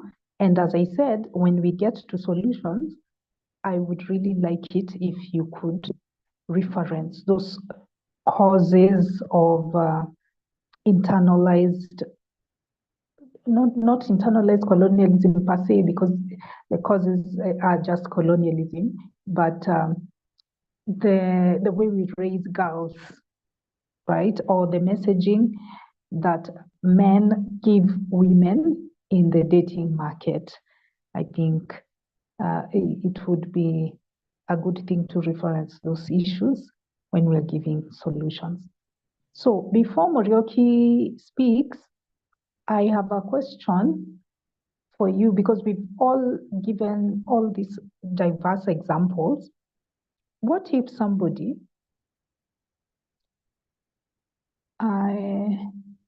wait, okay, no. Let me ask this question after I give my contribution, after Morioki. Never mind. Morioki, go ahead. Thanks, Dorcas. Guys, I'm sorry. I can't resist. Black liberation movements, I can't resist. Rastafarians and Nation of Islam, I can't resist. It's right in the, it's in this game, right in the game. Okay, anyway, I want to say about makeup. I don't know about the guys. I see women they look better without makeup, most of them. In fact, I've seen these things called extreme makeover. You wonder, actually before and after. You look at before, she looks better than the makeover. So you wonder, what were you doing the makeover for? Because you look better before the makeup. So I don't get it. Even the hair, you say before and after. You look at, but the hair before was better naturally. This changing just makes it worse. So I don't get it. Then I want to ask Eugene, this where it comes from, the Maasai land, it won't be destroyed. It will be there for a while. It won't be destroyed. So now, is it risky for Eugene not to know his mother tongue? Because the future is unknown. We don't know the future. These rural areas are still there. People are being born. They're having kids. They exist. So is it risky for Africans not to know their mother tongue? Because one day you might go there. Fine, thanks. Like, okay, If I can respond. allow me to say something. You will respond when you are making your contribution. But Morioki and his Black liberation movements, why don't we create our own Black liberation movements that don't have religious elements to it? Why do you have to settle for those groups that have non-skeptical elements? That's the issue we have. Even if you keep repeating, by the way, Morioki, repeating a claim does not make it rational.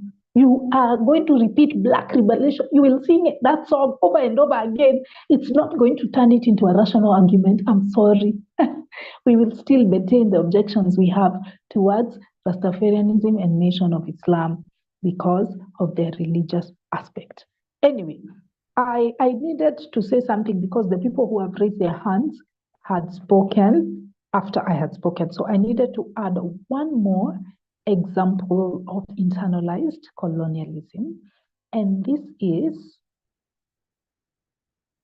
discrimination against Black people in service provision. If you go to a restaurant and you happen to have a white person with you, you will notice the difference in treatment. I have a friend, she's called Magda, she's from Poland. And she looks typically white. She's got the blonde hair and she has the blue eyes. Like, she's such a cliche.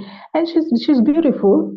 Without using white standards, just saying typical standards. She's got nice, clear skin.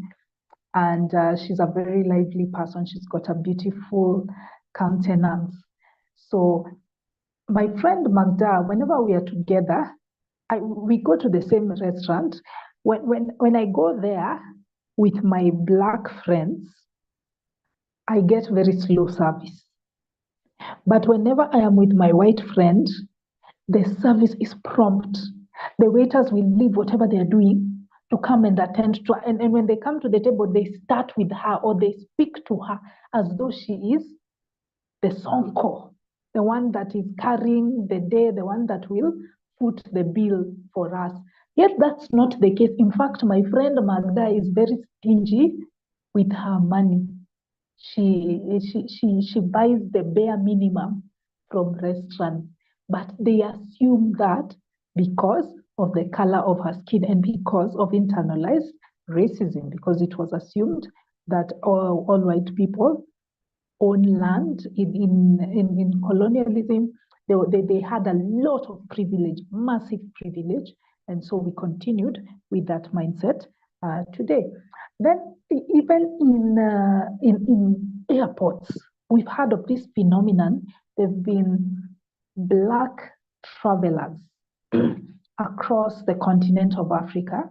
Some of them might be African American. So in that respect, they are foreign.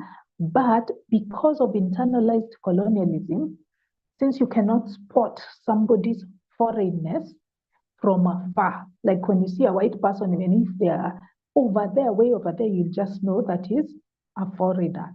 But with an African American person, or maybe a British immigrant, someone who's been born and bred in Britain, but they're Black, when they come to our continent, you might not know from afar. So what happens is in airports, And even in government offices, they tend to expedite the process for white people. Sometimes they can extend that to people with lighter skin, like the Chinese or even Indians in certain quarters. But predominantly it's white people. They're the ones who tend to be given VIP treatment without deserving it, like not at all. Yeah. Then even what Kalia said, in the tourism sector, we have that basic problem that you find some spots don't even allow Black people entrance. And there was a particular club in Westlands that had that rule. No Blacks allowed, or no, it wasn't no Blacks allowed. It was Blacks were to line up in a certain, they were to have their own line, while foreigners, white people or anybody with non-Black skin, they had a different line. This is our bloody country. What do you mean? How can you treat me that way in my country? And then when I go there, they also treat me like crap. Where do I find my retrieve? Oh, it's so painful, this internalized colonialism. And then finally, there's the issue of giving jobs to white people, even when there are more qualified Black people. You only look at her appearance or his appearance and just decide to take them on board, right? You admit them or you hire them simply because they are white. You don't consider the alternative candidates who might be better qualified. And in fact, that white person might end up being paid more, even when they're not an expatriate. You know, we have white people who've been born and raised here. They're not expatriates, because with expatriates, we hear, oh, somebody has to be paid in the currency where they are coming from, or I don't know, blah, blah, blah. There's a long explanation. But there are white people who are born and raised here, yet they are paid more simply because they are white.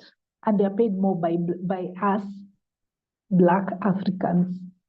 Yeah, there's just that mentality. So overall, there's the white privilege that we see in these service sectors, in government offices, in restaurants, in clubs, and in the tourism sector, where people are so much nicer to white people. They will let them skip the queue.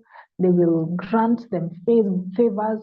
They won't require them to follow the law to the letter. You know, they will allow them to break it a bit because of internalized colonialism. So that's the example I wanted to give. Now, let's proceed to, we were supposed to look at effects and solutions. Time is really running out. So let's combine. We can consider what are the effects of internalized colonialism. Having those beauty standards, giving white people privileges in service spaces or jobs, or even white founders, startups, you're giving them investments, or when you're negotiating for a deal, an infrastructure deal with a foreign party, you don't even question them because you think everything white is right. What are the effects of that? Okay. And okay, I feel like if we combine the solutions, it will be too heavy. So let's start with that. Let's start with the effects. What are the effects of internalized colonialism? Additionally, think of this other question. What if somebody says that all these examples we've given have alternative explanations that are not internalized colonialism? For instance, the one I've given on white people getting VIP treatment in the service sector, somebody can say that it is because One, they want visitors, because they assume they are visitors, they want visitors to give a report to their countrymen and women so that they can come back. Their friends, their colleagues can visit Kenya and bring in more revenue. Okay? That's a justification for that white privilege we see. Another justification is that white people tend to get angrier at inefficient systems. If you have to queue for a long time, it makes them so angry because they are used to efficient systems. So those service personnel would rather spare themselves that drama from the angry white person. That's an excuse we hear. How would you respond? Or another excuse is poverty, that these people, these service personnel, privilege white individuals because they want to make friends with them. Eventually, maybe they will go to their countries after they become friends. And of course, the other alternative explanation, which I think we've exhausted and we shouldn't go back there, is that language is a matter of utility. So those are some alternative explanations. How would we respond to that? And then the major question, which is, what are the effects of internalized colonialism? Now, I did not look at who raised their hands first. Was it you, Eugene? Were you Yes. first? Okay. Yeah. Okay, go ahead. Okay, first let me try to respond to those justifications. First of all, those justifications, all three of them, they even sound more racist. It's actually using racism to justify racism. For instance, when one justifies, like, it's like they want to have a positive report once they go back home. So it's okay, you want to have a positive report, but at the expense of your own people. You see how backward that sounds. Like, it's like I'm being cruel to someone else. I mean, it's like I'm being kind to someone else at your own expense, while I'm one, like, you're my people, but I'm being cruel because I want, I am being cruel at you because because I value the report more than your lives or how I'm treating you. It's racism still. Number two, because the second one was because, it's because allegedly white people are angrier while queuing. Again, that's racist. Because why? What really makes white people more angrier than us, than my friend here who has been on the queue for like 2 hours, but I'm giving some sort of soft treatment to a white person because I'm afraid that he's even more angrier than my friend here. And the third one, it's a little bit opportunistic again, but it's still racist. It's like I'm perceiving like the white person is more loaded than my fellow black people. So I'm being kind to them because in the future I don't know I will go to their country and I'm expecting that they'll treat me well. But the reality is they won't even treat me like shit when I go there. Like, I'll be just treated like a dog. Like, it's fun. It's like using racism to justify racism.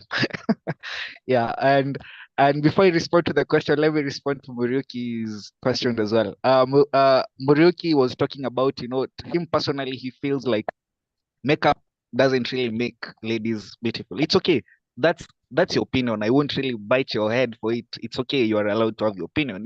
If you want your ladies not to have makeup, it's okay.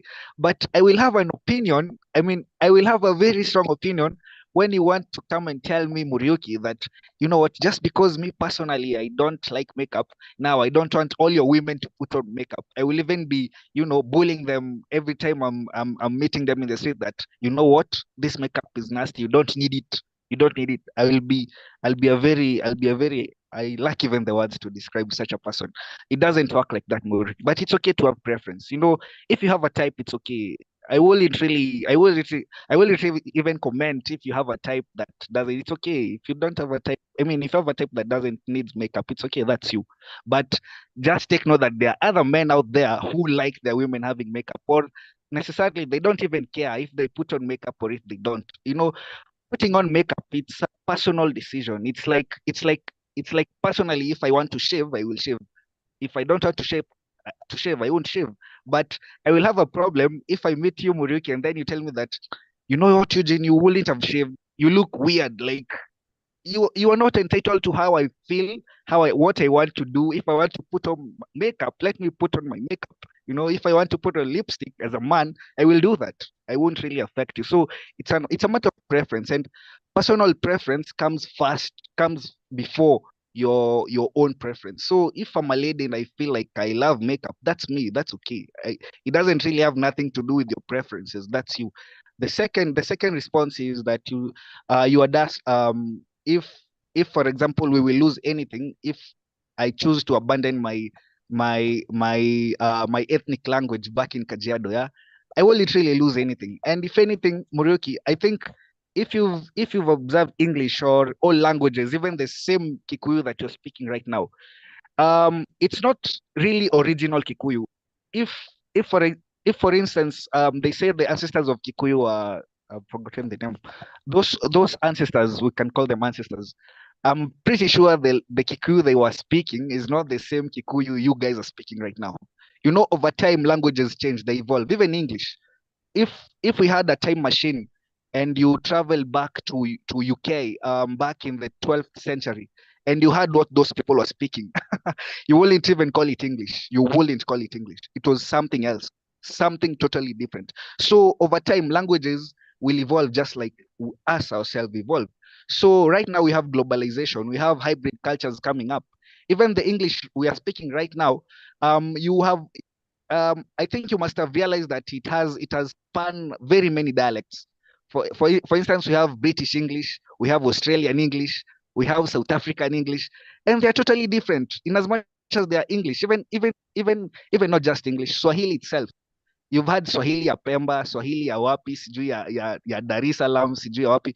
They are totally different. So there's nothing you'll be losing if you abandon your old language for the sake of making new connections with new people. If anything, you will actually be rewriting history on the positive aspect, on your own benefit. You will be making new connections, just as I think as Maurice had said. Yeah, I understand in terms of utility, you might be a farmer, yeah, you want to relate more with your people, it's okay. But look at it this way. You want to relate with other farmers from UK, from US, from Australia, but all you know is your Kikuyu. So versus someone who has actually gone out there, has actually learned all these several languages and wants to sell his produce or her produce. So do you think you can match up to that? You won't. So I think I wouldn't really say it's safe to be rigid and stick in your identity, because just as I've said, personally, I have nothing to gain with my ethnic identity. If anything, I have everything to gain if I lose it. Because I haven't really gotten any advantage by telling people that I'm a Maasai, I can speak Maasai. Sija gain anything. If anything, no one will give a damn about my ethnicity. But I have everything to gain when I want to, when I relate to other people from different backgrounds. I have a lot to gain. So yeah, we won't really lose anything. If anything, instead of dwelling in the issue of identity, we should be dwelling on the issue of making new connections with different people, interactions, as many as possible. That's how we will really make the world into a very fascinating global village, instead of, everyone going back to their backyards and say it's cultural identity and stuff. But that's me personally. Okay, so the impacts of internalized racism and colonialism. I think it has, and we've seen this time and time again. It has made our country suffer. When you look at the leaders we elect, these are the same leaders.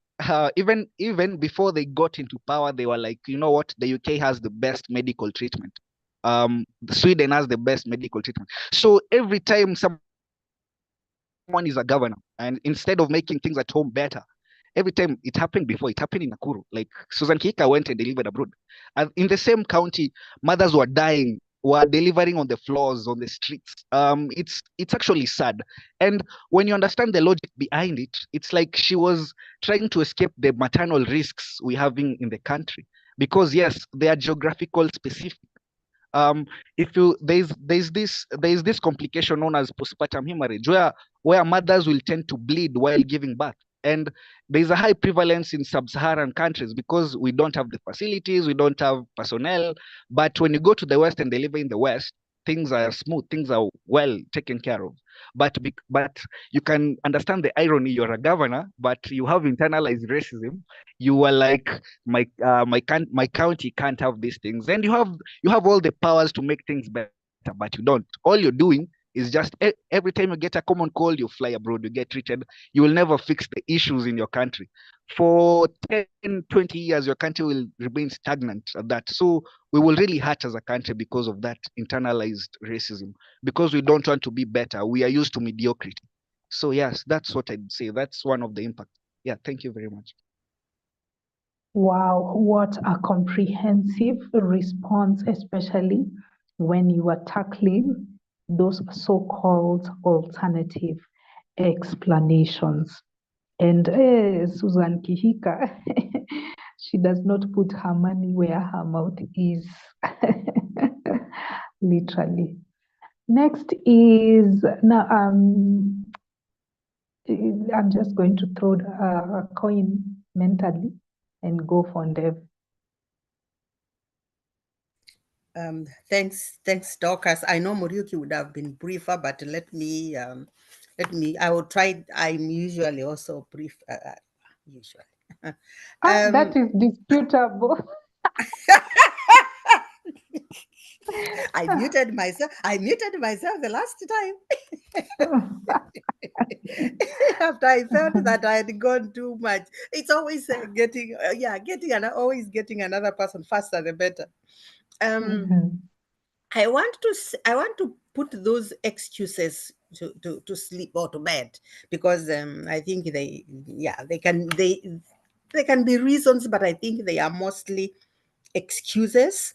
For example, the one of that, okay, they are tourists and we want them to take back a good report. Yeah, but if you are inefficient, they shouldn't go back and say you are efficient, because you are not efficient. If you are going to be efficient by running through 10 people when the queue has got 200 people and you run, no, you are still inefficient, because you ran quickly 10 people, but there are 200 people still in the queue. But you just picked it, some random, well, they are random to me, 10 people because they are white, and you ran them through now. Oh, we are efficient. No, you are not efficient. So yeah, so that one, and running them because they are impatient. Everybody in that queue is impatient. They didn't come to queue. They came to go into the theater or to go into the club and have some fun. So everybody, yeah? Everybody there is inefficient, is impatient. Put them in. Don't put somebody on a pedestal and then say it's because they are impatient. No, we are all very impatient. You had also said that you could make friends. Do you mean that you couldn't make friends with each other? You are the majority. I mean, most people you meet every day are your fellow countrymen. They are your fellow tribesmen. They are your fellow citizens. That is who you are going to make friends with. And it is good to never. often. The justification here is that you will make friends with the foreigner so that you can go to their country and work there. And be treated like shit. I mean, I'm just saying that you're treating somebody better, and then when you go to their country, they treat you like that. I don't get any preference out there because I'm Black. Why? I am a minority too. The way we treat minority white people in Kenya, we treat them well. We treat them as guest visitors. I don't get treated well, maybe now in a different setting, because maybe it's because I don't care anymore, then people kind of, but when I came here the first time, it was really rough. I mean, it was rough. You're working in that class alone. Nobody even wants to work with you. You are literally, Lucheverelli, you are wrong by saying that you'll be treated like a dog. Dogs here are treated very well. You're just treated like shit. Dogs are treated. By the way, dogs are treated very well. If there's a life of coming back, come back as a Mzungu's dog. You will have a very good life. Now, the other there was something else I wanted to talk about. Makeup. I am just going to tell Muriuki, women have worn makeup since time immemorial. And now, because you were not born or you didn't live in the rural areas, you would have known that Wakina Shosho, our Shoshos, they wore makeup. They wore beauty since time immemorial. Yes, just like we had medicines, we had our medicines that we have failed to internalize because in my opinion, we can be running Western medicine in parallel with our medicine, with our other medicine. So we had all these things, and there is not one single solitary reason why they cannot be running parallel with the Western medicine. I am a scientist. I do not have a problem with the science. There are some things that we have to do. We have to go science, but the herbs and the food. Herbs are literally food. It is medicine. Like food is medicine. So there is no reason why those herbs should not be going on with medicine. I've forgotten my other point because I didn't write it down. So I will give somebody the opportunity to talk while I go in to check it. Thank you. Okay. Sawa. Thank you, Debe, for your responses to those alternative explanations. And if I believed in reincarnation, indeed, I would want to come back as a white man's dog. Morioki, you're next. Okay, thanks, Dorcas. In fact, talking about dogs, I have 7 dogs, and I treat them very well. In fact, guys have come to think they think I'm crazy. I treat my dogs very, very, very well. Yeah, I feed them well, they sleep well. Yeah, so dogs are special creatures anyway. Okay, now Eugene, I get what Eugene was saying. But now you see, this is my point. You know, when you're going for makeup, nothing beats natural. I don't know if that's true, ladies. Nothing beats natural. Though you're born naturally, is always better. You change your hair, you change your skin, things go wrong, and it happens. Women get serious things because of trying to change their hair and their skin because naturally they are better. You see, you're not sick. When you go for makeup, you aren't sick. You just want to change yourself. And we're talking about self-hate. At times, these women, African women, hate their hair. They want their hair to be straight to like Wazungus because they hate their hair. Now that's dangerous. They hate their skin color, so they bleach to look like a white person. That's dangerous. And again, comparing, shaving a beard is not makeup because if your beard grows for too long, you just shave it. That's not a big deal. Just shaving a beard is not like makeup. Yeah, that's what I want to say. And anything else?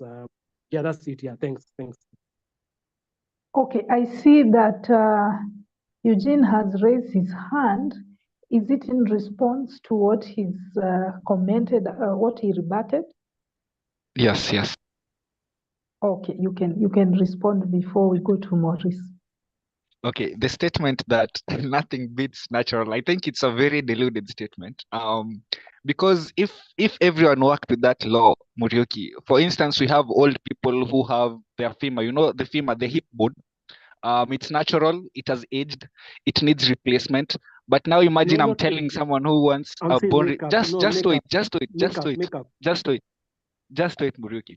So the statement nothing beats natural, it's an absolute statement. So it doesn't make any sense, even not just in the context of makeup, but in every concept we are talking about. Now, when it comes to makeup, Muriuki, people wear makeup for various reasons: to conceal marks, to conceal scars, to boost their self-esteem, to boost their let's say it has a lot of facets inside it. Yeah. So by the virtue of you saying that nothing beats natural, yet I'm there I want maybe to use makeup because I can, number one, or I want to use makeup because I want to conceal some scars. It doesn't even have some, I don't even have to have a justification to tell you why I'm using any makeup. You see how weird, what weird conversation we will be having for me justifying why I'm using makeup to you. So in other words, let people do what they want. Let people feel comfortable in their own skin. If they want to have makeup, let them. And not just women wear makeup. Even throughout history, men used to wear makeup. King Louis XVI used to wear makeup, and it was a symbol of status. Back then, when you saw a man with makeup, you will know that this man is a rich man, is of wealthy background. So, so the statement "nothing beats natural," I even lack the words to describe that statement. It's not true.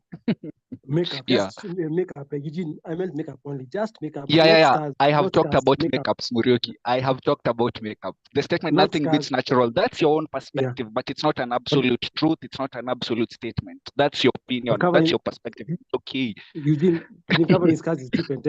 Covering scars is okay. You want to cover a scar, that makes sense. I'm saying if you just okay, people use makeup even when they don't have scars. Murioki, people use makeup even when they don't have scars, and it's still okay. So who are you to tell them that they should take it off? Who are you to tell? They get messed up, Eugene. They get destroyed. Eugene. Murioki, not everyone who uses makeup. Murioki, wait. You can't speak over me because I've heard your statement that they get destroyed. And I want to tell you that not everyone who uses makeup gets their face destroyed. It depends with the chemicals used in those makeup. For example, if I naturally have a dry skin and I want to maybe buy glycerin and put it on, that's still makeup. So what part of my skin am I destroying?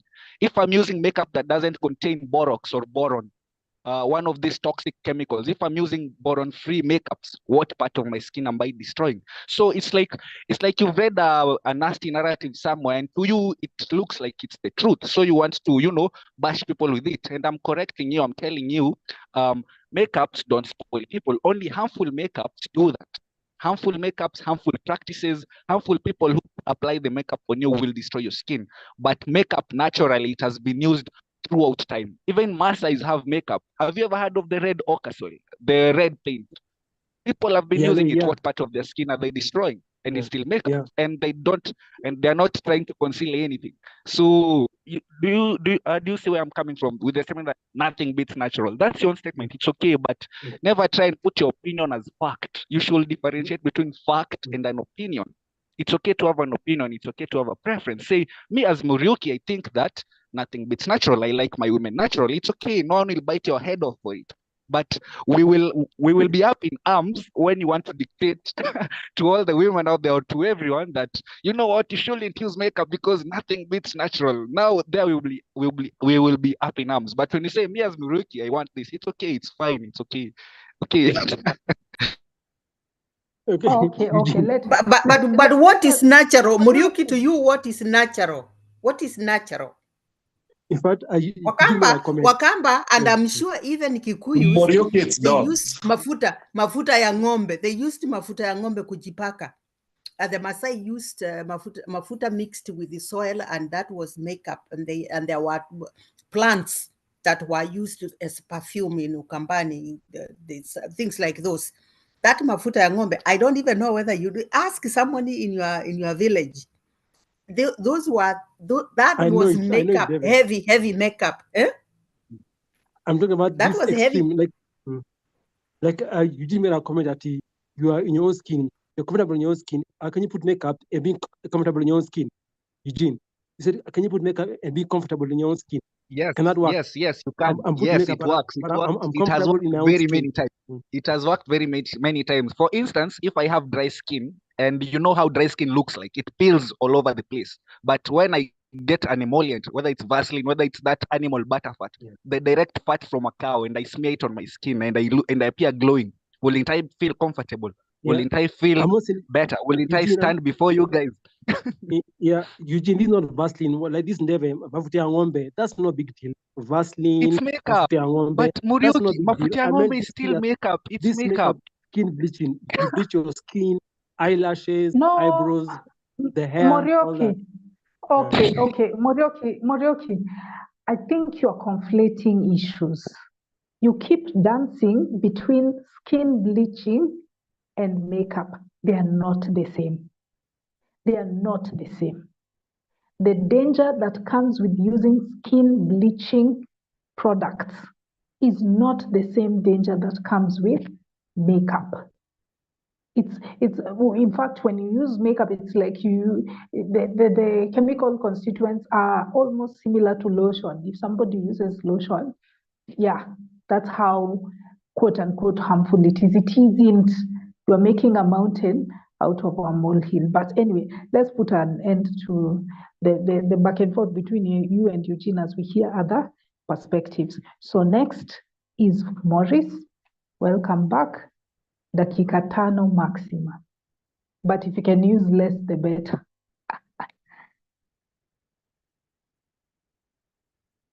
You're muted. How many minutes? 5 minutes, but if you can use less, the better.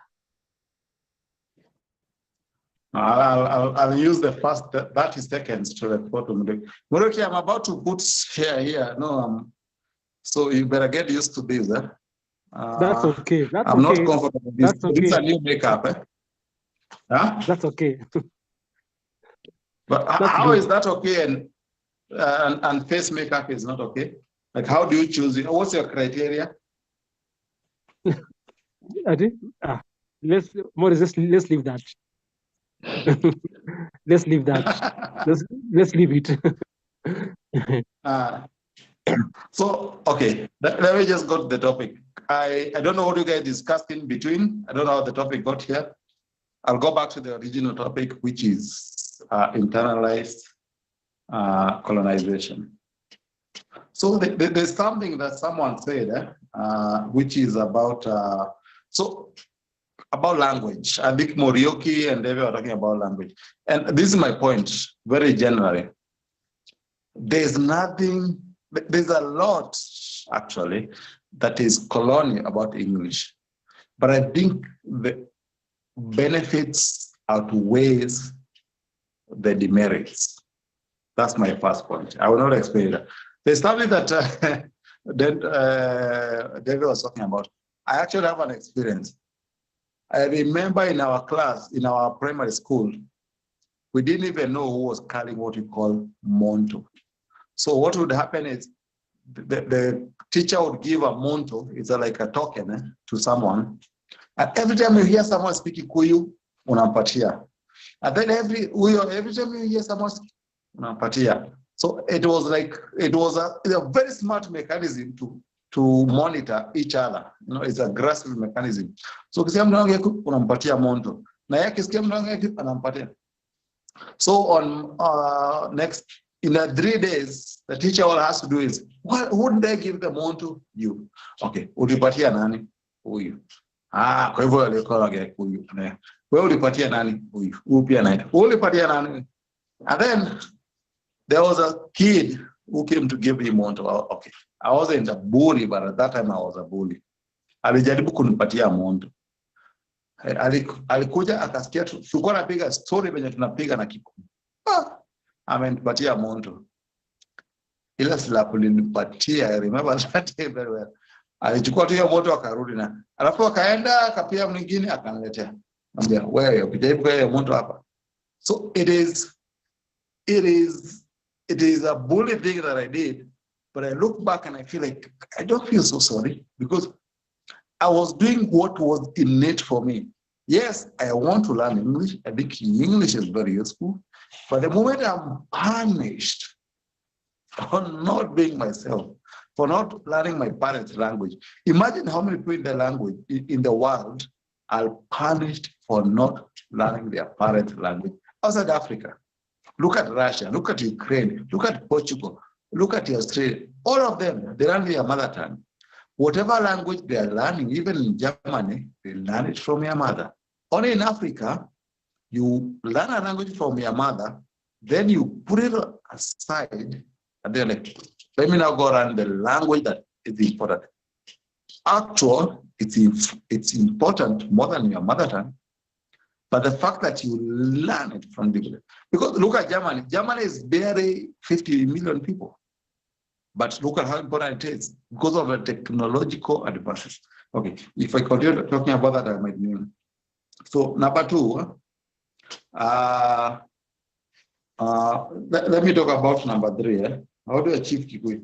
So let me ask you, there are many aspects of your language that are important. There's the art, there's the language, so how do you choose which one? Like how do I put it? Like we are internally colonized, not just to speak English, but to wear like British, like a suit. Like if I'm going to an interview, I want to wear a suit. That is definitely not an African culture. So how do I choose that? Yes, English is a very useful language for me to communicate to the world, but how do I keep off the white suit? So how do I know? I think a suit would give me a better chance, even in a panel where the panelists are not English. So how do I choose which one is useful and which one is less useful? We'll debate that later. And that comes even to, I think, the racist your aspect time that is up, Maurice. 30 seconds. Yeah, so there's the, okay, I think I'll have to talk about that later. Okay. So let me just repeat what you keep for 30 seconds. I thought you did Can at I? the beginning. At the No, beginning, there's you something asked him and he said way in the beginning. Yeah, there's something he said way before that. Huh? Actually, I don't think it's Muriuki, I think it's you. There's someone who said that, who is thinking that English is a measure of intelligence, right? Was it you or Muriuki? It was one of you. It was El Maestro, and I can tell he you, responded to you. Unfortunately, you had left. You did not respond to what I never responded. So you cannot respond to what I never responded to. So, could you wait? It's okay. I'll wait.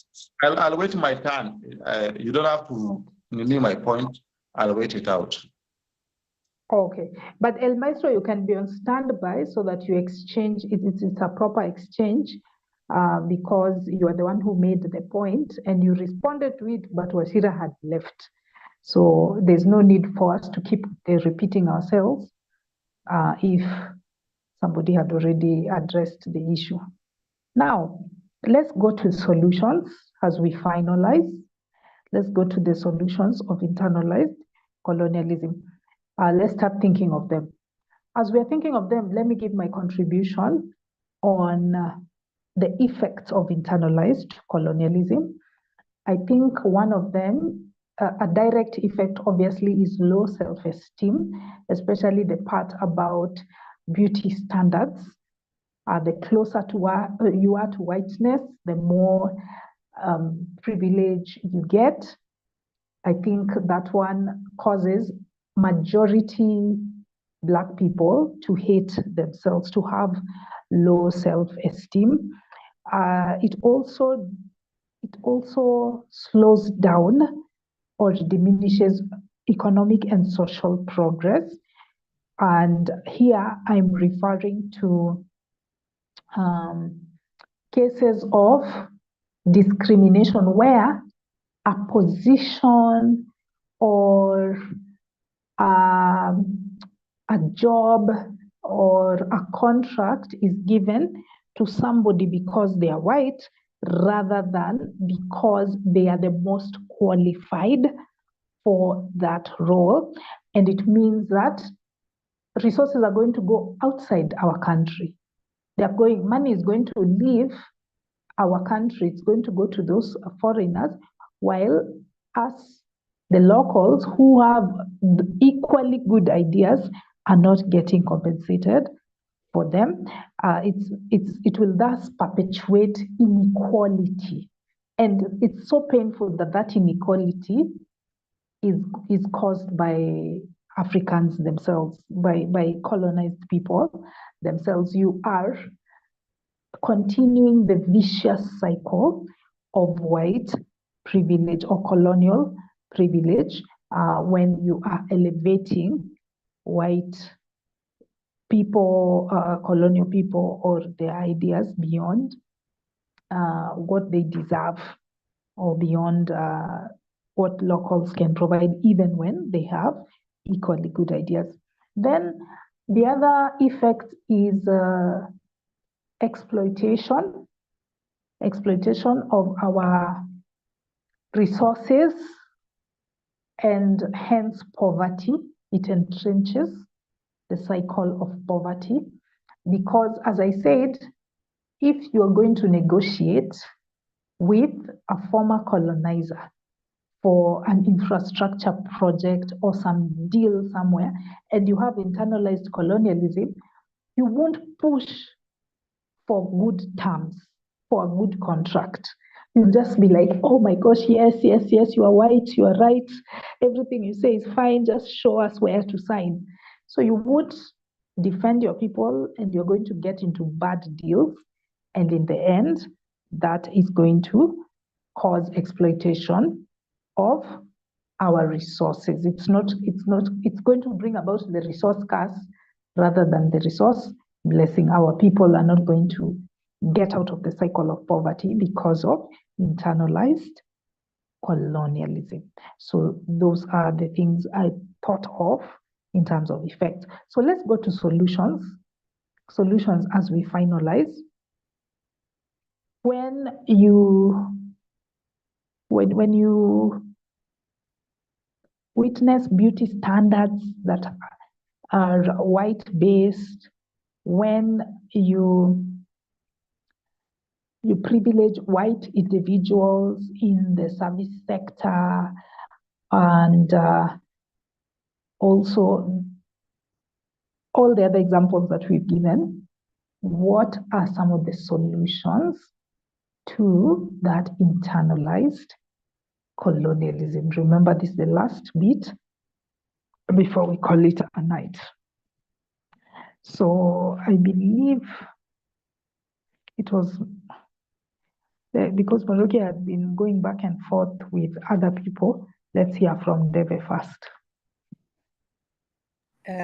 Yes. Before I give my solutions, it will be part of the solutions. Let me remind, I think maybe you have heard about the broken window theory, whereby if in an area where there is a broken window, people, probably mostly kids, they don't have a problem breaking another window because there's already a broken window. So when we treat each other worse than we treat other people, it's easier for the other person that you are privileging to treat us badly, because we're used to being treated badly, right? We're used to not being considered as beautiful. We're used to this. So they assume, because that's how we are treating each other, we are teaching them how they have to treat us. If we don't treat us, if we don't feel beautiful, we don't treat each other as beautiful. We don't treat, we don't treat our women right, because there is a thing out here that Black women out here are looking for Black men exclusively, and the Black men are looking for white women exclusively. Where do you think that leaves the Black women? By the way, white women will be married 5 times before a Black woman is married once. They'll just do, there's always a Black guy to run after a white woman, and the Black woman is waiting, looking for exclusive. I don't even know why we are looking exclusively for Black men, but the Black men are out there showing us that we are not beautiful. They're looking for white women. So guys, please release our women. Let them run after white men.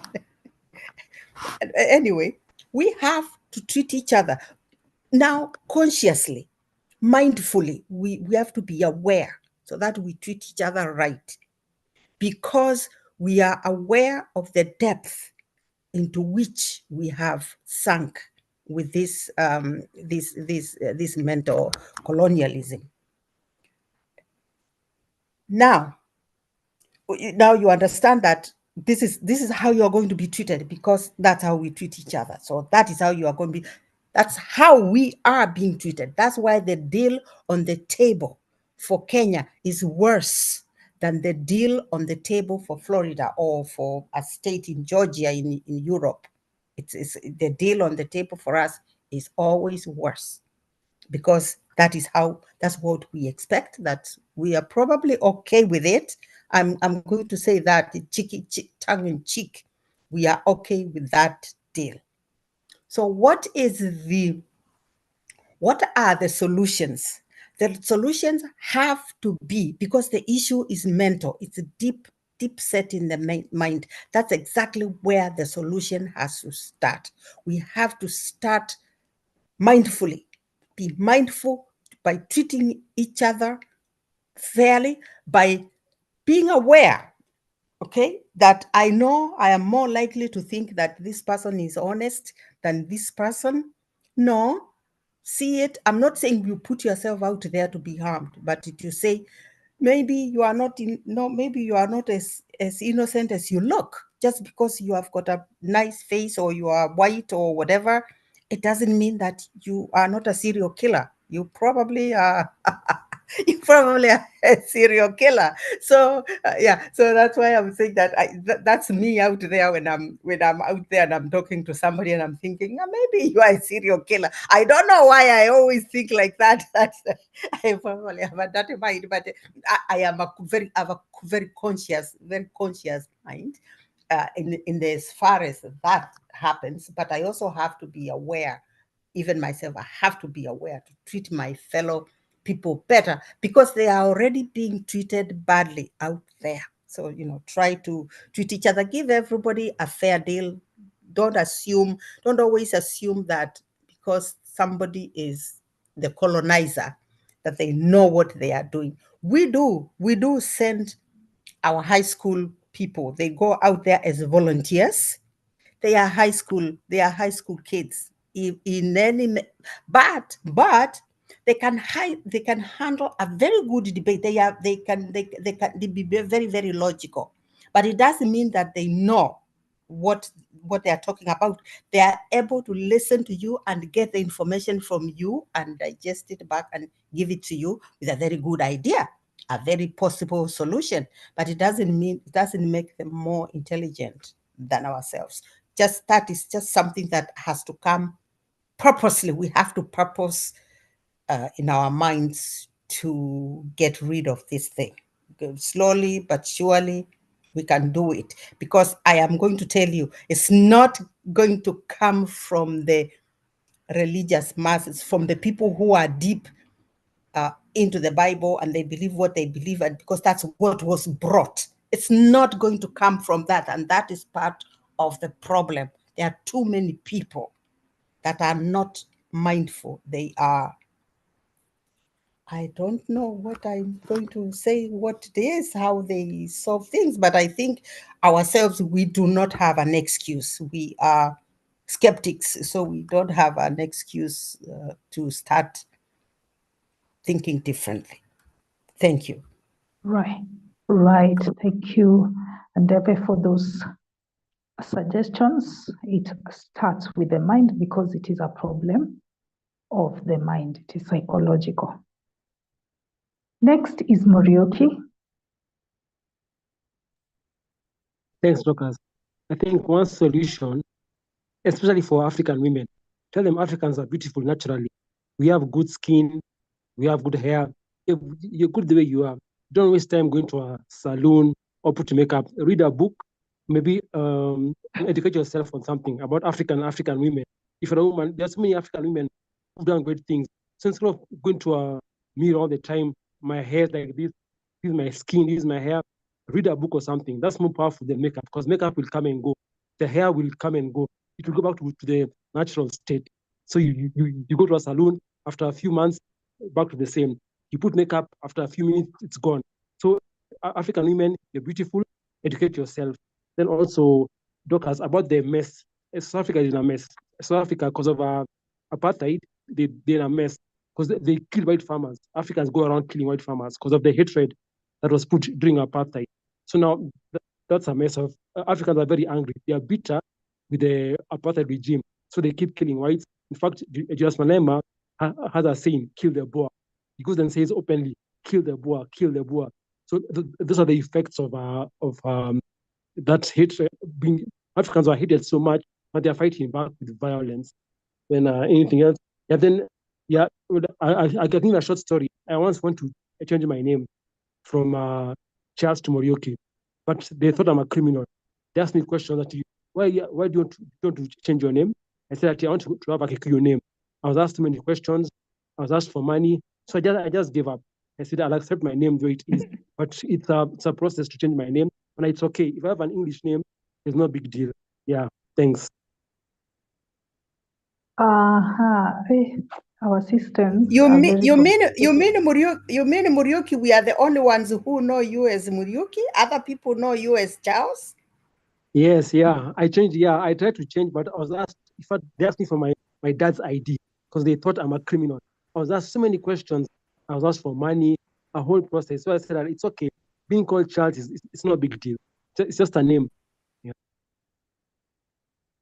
I think Well, that you are opposite to me because I was in the process of changing the name to remove the tribal name, my name to remain to be like Steph and Stano only. And then what happened? did you Did you succeed? succeed? Did you succeed? No, I never tried, but I was in that feeling. It was around 10 years ago. Yeah. It's a process. It's a Wow. long process. It's a process, and you have to pay money.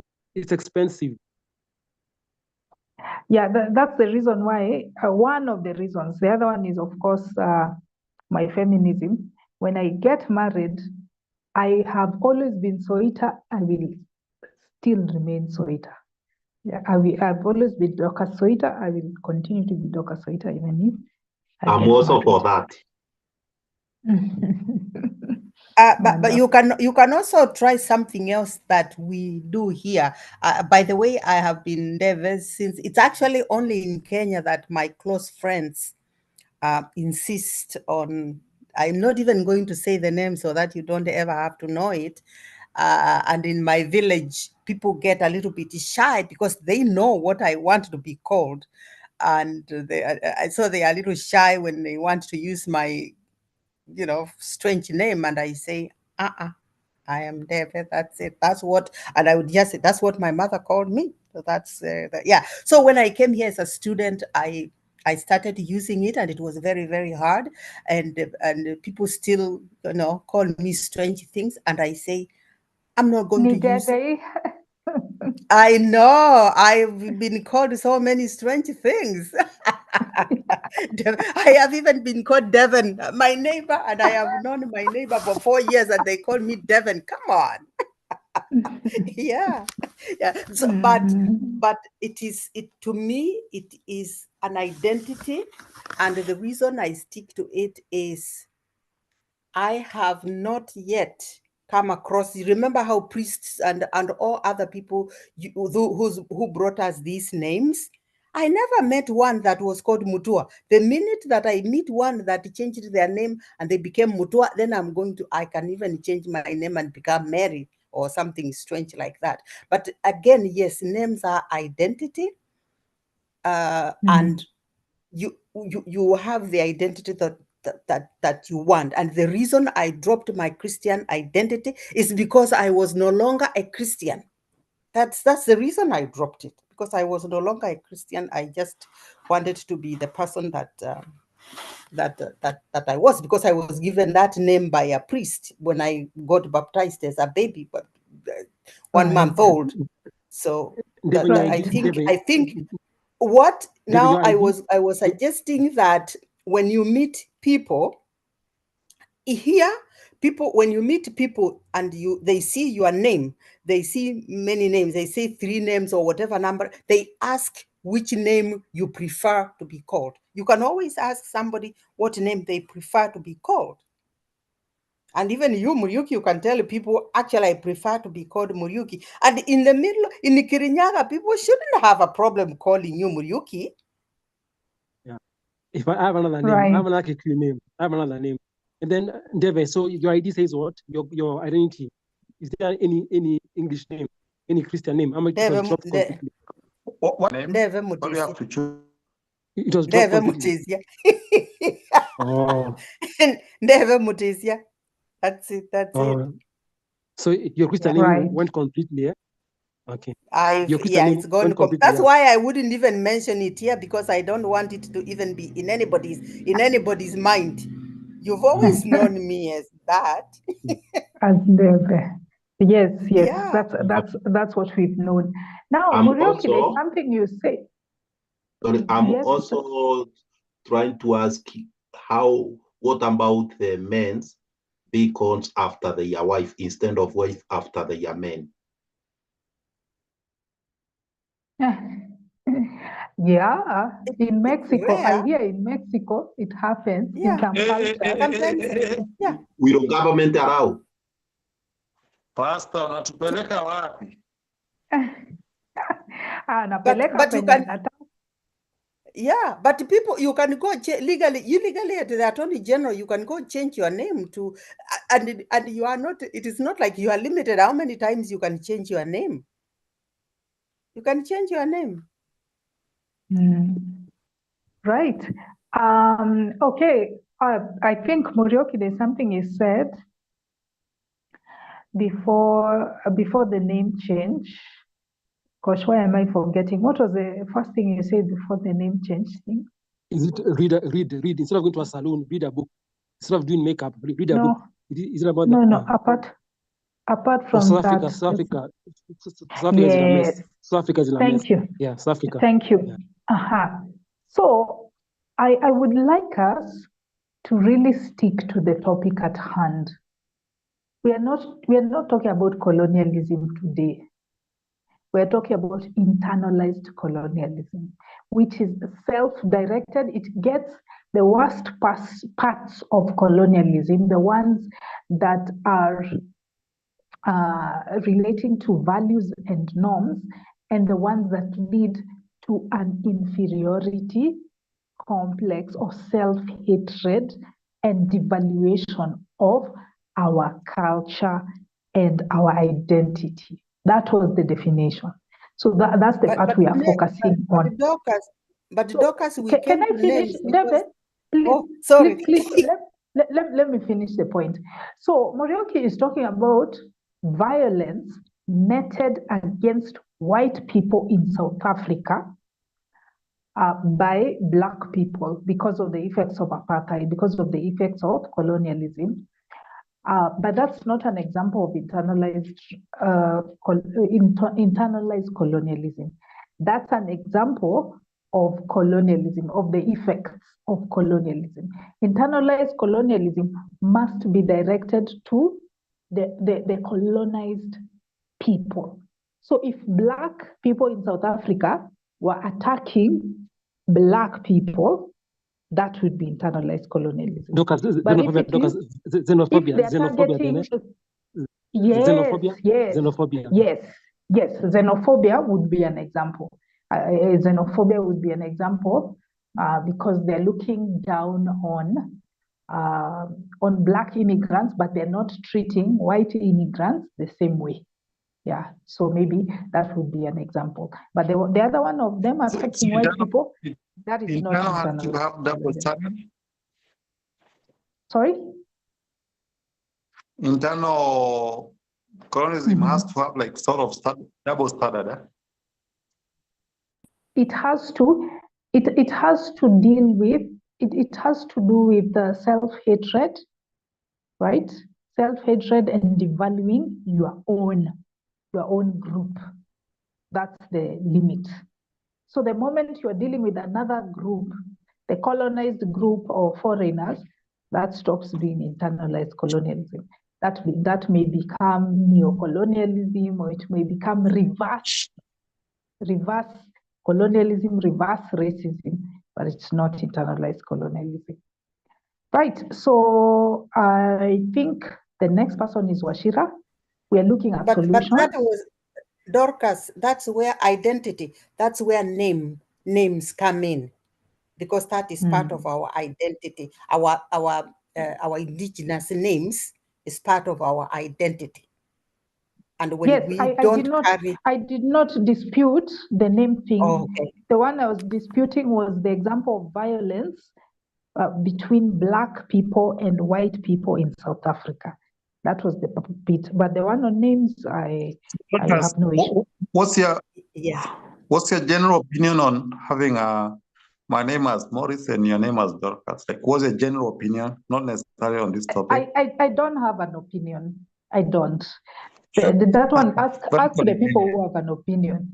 Ask Deve, ask Morioki, they're the ones with an opinion. That one, It's just a I'm name. It's a neither here name. nor there. It's just a name. It's a name. Just keep it. But Keep it. It's a name. But I do understand. I do understand where Deve is coming from. If it's a Christian name, a Christian name and a European name, and you're no longer a Christian, so why? Exactly. Yeah, Hey, like, Mr. do I Charles. look like a I'm Jane? never calling you No, Morioki, I don't look Mr. like a Charles. Jane. I just so look like a Mr. Charles. Deve, really. Washira, it's your turn. It's your turn. You have. You need to give us solutions or just closing statement, whatever you have for us. Yeah. It's funny to talk about the name part where we have El Maestro Morioki, who is now no longer Morioki but Charles, and then Dorcas. Because colonialism, nothing speak of colonialism like that. But let me give you like 2 points and then 2 solutions. That's how. Number one, there's something Morioki said about, this is actually, I wish I could just make this point and close it up. Alisema, there's something that everybody has been insinuating, that the more you speak English, it's equated to how intelligent you are. Like, if you speak better English, you are thought to be more intelligent. And if you speak bad English, I didn't say that. That's El Maestro. That's El I didn't say Maestro. that. Yeah. That's El Maestro. Okay, whoever said that. Guess what? I want to agree with them. Because let me ask yourself, this is what happens. Technically, it's not true, but realistically, it's true. Because most of the things that we get, let's say we are taking an IQ test. How many things on chemical tables can we put in Swahili or Luya or Kikuyu in the chemical tables? If you're doing a physics test, if you're doing a biological test, how many of them can we put in our local language? So that means people who understand those language in the test that they are putting are much more poised to win the test than they are. So it might not be about intelligence per se, but the fact that someone understands the language in which the exam is set plays a big role in that one. So yes, people who are more proficient in English might look like they are better intelligent, not because they're actually intelligent, but because they have a better understanding of the question, and therefore they are better positioned to respond. I wish I would respond on that. So the other thing is culture. So the other question I think I asked this time, how do you choose one culture over the other? Like, how do you say this is internalized colonialism that we speak English, but then when you want to go on an interview, you want to wear a suit. You don't wear a whitish, culture-ish thing. No.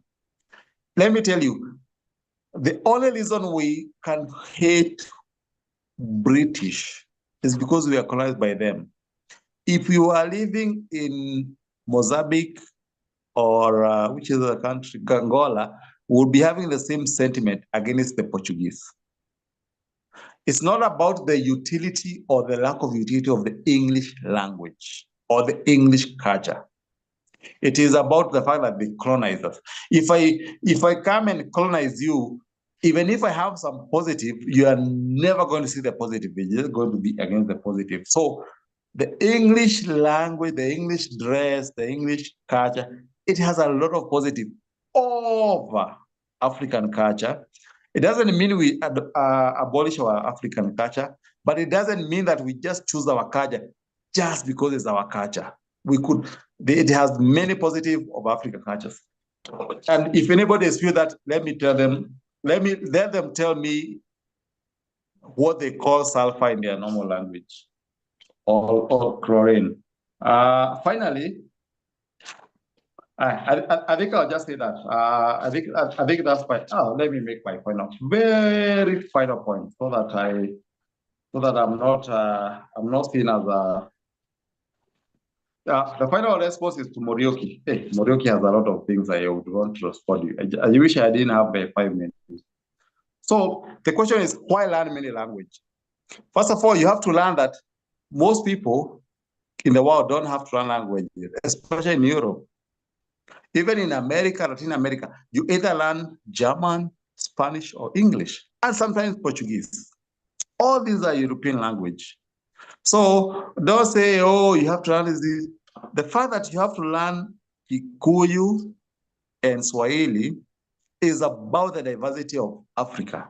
The only language that you learn out of quote unquote colonialism is English. So if you have a problem that you think that colonialism made you learn so many languages, the first language you should hate is Swahili, because that's not your mother tongue. Your language is either Luya or Kikuyu or Masai or whatever. Or Kaba. So the fact that you have to hate these languages, please, let me tell you, English is a very useful language. And if you want to know how useful it is, just look at this platform. And finally. Okay.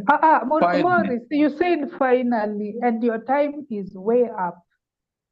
Kabisa. Unless it's like 2 sentences. No, I want to tell Morioki, he talked about dogs and he want to like animals. Of course, we all love animals, but Morioki, you can't have your cake and eat it. I also love animals, but my animals happen to be spider. So if it's either you love animal or you don't. Me, I love spiders. Do you love spiders? Would you feel bad if anybody killed a spider the way you feel when someone kills a dog? Or you're choosing now the animal that you like. Me, I love spiders. I don't mind anybody killing a dog, but don't touch a spider. Okay, guys, we are going off topic. No, Morioki, don't answer that question. It's going off topic. We are focusing on internalists. But thank you, Maurice, for those points, especially the bit about utility of some colonial practices. Next is Luchevele. Yeah, I won't really say much, just to respond. I think I had something about English and being some sort of measure for intelligence. And I'd really very much disagree with that statement, because when we look at the IQ tests, they don't necessarily test your English prowess. However, they just in all we have like 4 major IQ tests, and they all have similar structure, though slightly different. And parts of them is just verbal comprehension in whichever language it's offered at. So anytime someone tries to insinuate that English is a measure of intelligence, it's really not. What really makes it powerful, it's because, it will really be weird having someone go through school for over 12, 20 years of school, but they still don't have a good grasp of English. Yeah, that's a marker that they might not be that intelligent, but it's not a definite marker for IQ, for intelligence. So if anyone tries to tell, yeah. Is there an IQ test in Swahili? Wait a minute. I'm not really done. And when it comes to Kiswahili, it's a known fact that it's actually limited. It's actually a new language. We call it lingua franca. And it's when you compare it to English, when you compare Kiswahili to English, it's like a newborn. So it wouldn't be a surprise that it lacks some of the modern vocabulary. Like Kiswahili doesn't have a word for black hole. It doesn't have a word for, a gamma ray burst. It doesn't have. Because when you look at how science or how we make discoveries at a faster rate than how we can come up with Swahili words. So, and I also hate Kiswahili. I'm not a fan of Swahili for that reason. But Is there when an you African want to language tell with a word, someone, wait, with a word don't, for what you please, said? Morris, don't Washira, interrupt me. Let me Washira. finish. Let me finish. So, so when you go to someone and then tell them that probably they're not that intelligent because Kiswahili doesn't have a lot of vocabulary, it's not their fault. It's the language's fault. It's not your fault that Kiswahili doesn't have a word for black hole or for radiation or or a proton. But when it comes to English, it's really not a measure of intelligence, because when you look at the components, we have component one, that is verbal comprehension. It tests vocabulary, similarities, general knowledge, and comprehension of language, not just English. So you can as well go in the West and find someone who's dumb, but they speak good English. So will you say that they are geniuses because they speak good English, because English is their only language? Will you say that? You wouldn't say that. But yes, I get where you're coming from, because someone who has gone through school, class 1 to maybe 8 for 4, they're finished, but they don't know how to speak English. Probably there's a reason why they don't, but it has nothing to do with their overall IQ. Unless you test all other components, and then you can equally say that this person is of low IQ because of that and that. But English has, just because someone knows how to talk English, knows how to speak well in English, it's not a definite marker for intelligence, for IQ as we know it. Yeah, thank you. Yes, thank you, Luchaveleli, for that perspective. We have many drug dealers and criminals from the West who come here and take advantage of their white privilege and the internalized colonialism to bypass any barriers. So yeah.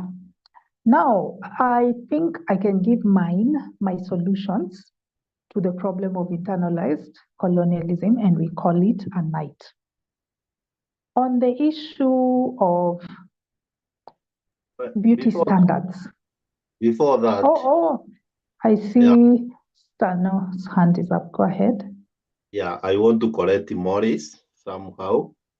Tanzania, they are learning their subject, including science, using Kiswahili. I don't think they are failing. So that means English is not a way of knowing something. Even in China, I think they are learning science and the other subject in their own language. I don't think they are reading in English like us, and yet they are performing and they are best in technology. So knowing English does not mean you understand. It depends on how country implement education system.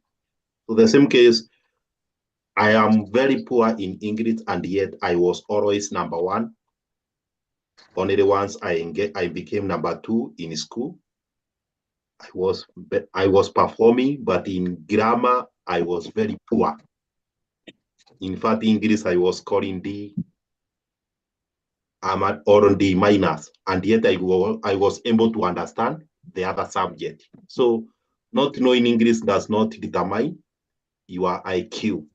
You will always perform if you are understanding the subject. But if you can be able to read them in your own language that you are comfortable, like Tanzania and China, you can be able to help those people who cannot be able to understand this kind of language to perform better and to become to get a master degree.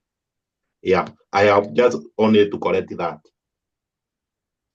Okay, thank you, Stano, for that perspective. Hey, Kumbe, you are sharp like that. Eh? You used to be number 1 back in the day.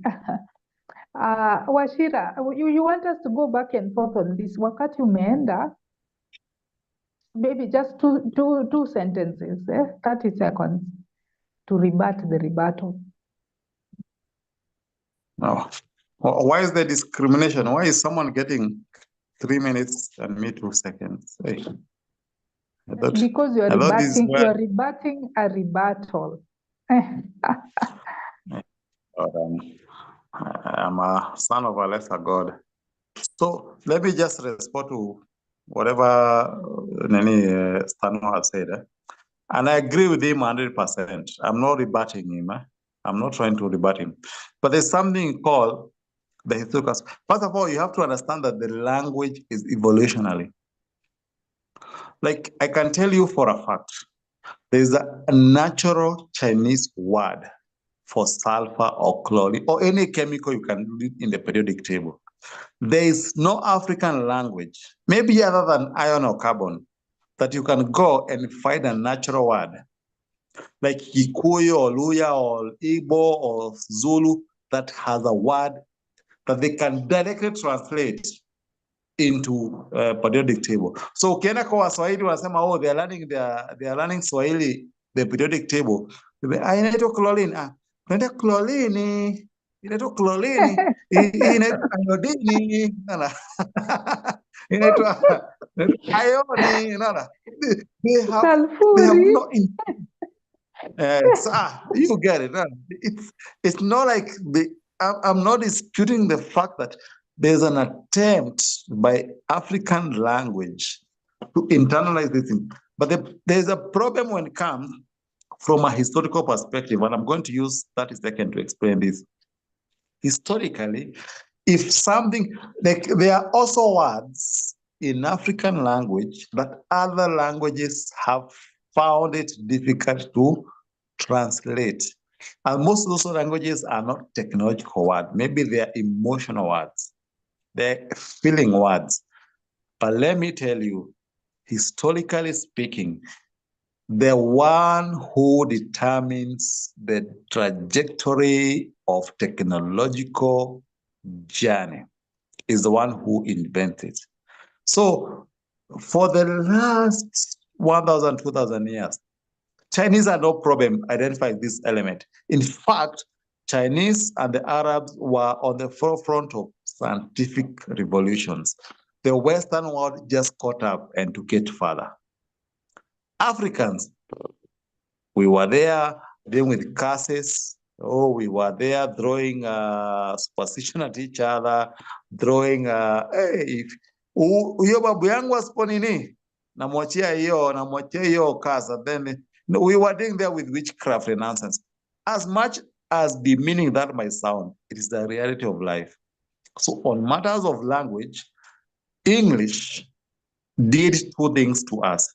Number one, it united us. You can also say a bit of that in French. And number two, it gave things we thought about, but we never knew about meanings. We can now talk about something like sulfur, chlorine. Think about it if colonizers never came, and now you want to tell someone that you mix chlorine with sulfur, it gets you this. Try to do that in your mother tongue. You realize how much quote unquote colonial language is useful. Maurice, Thank you. Maurice, recently we've had internet. Now we have mtandao. Yeah. What else do we have?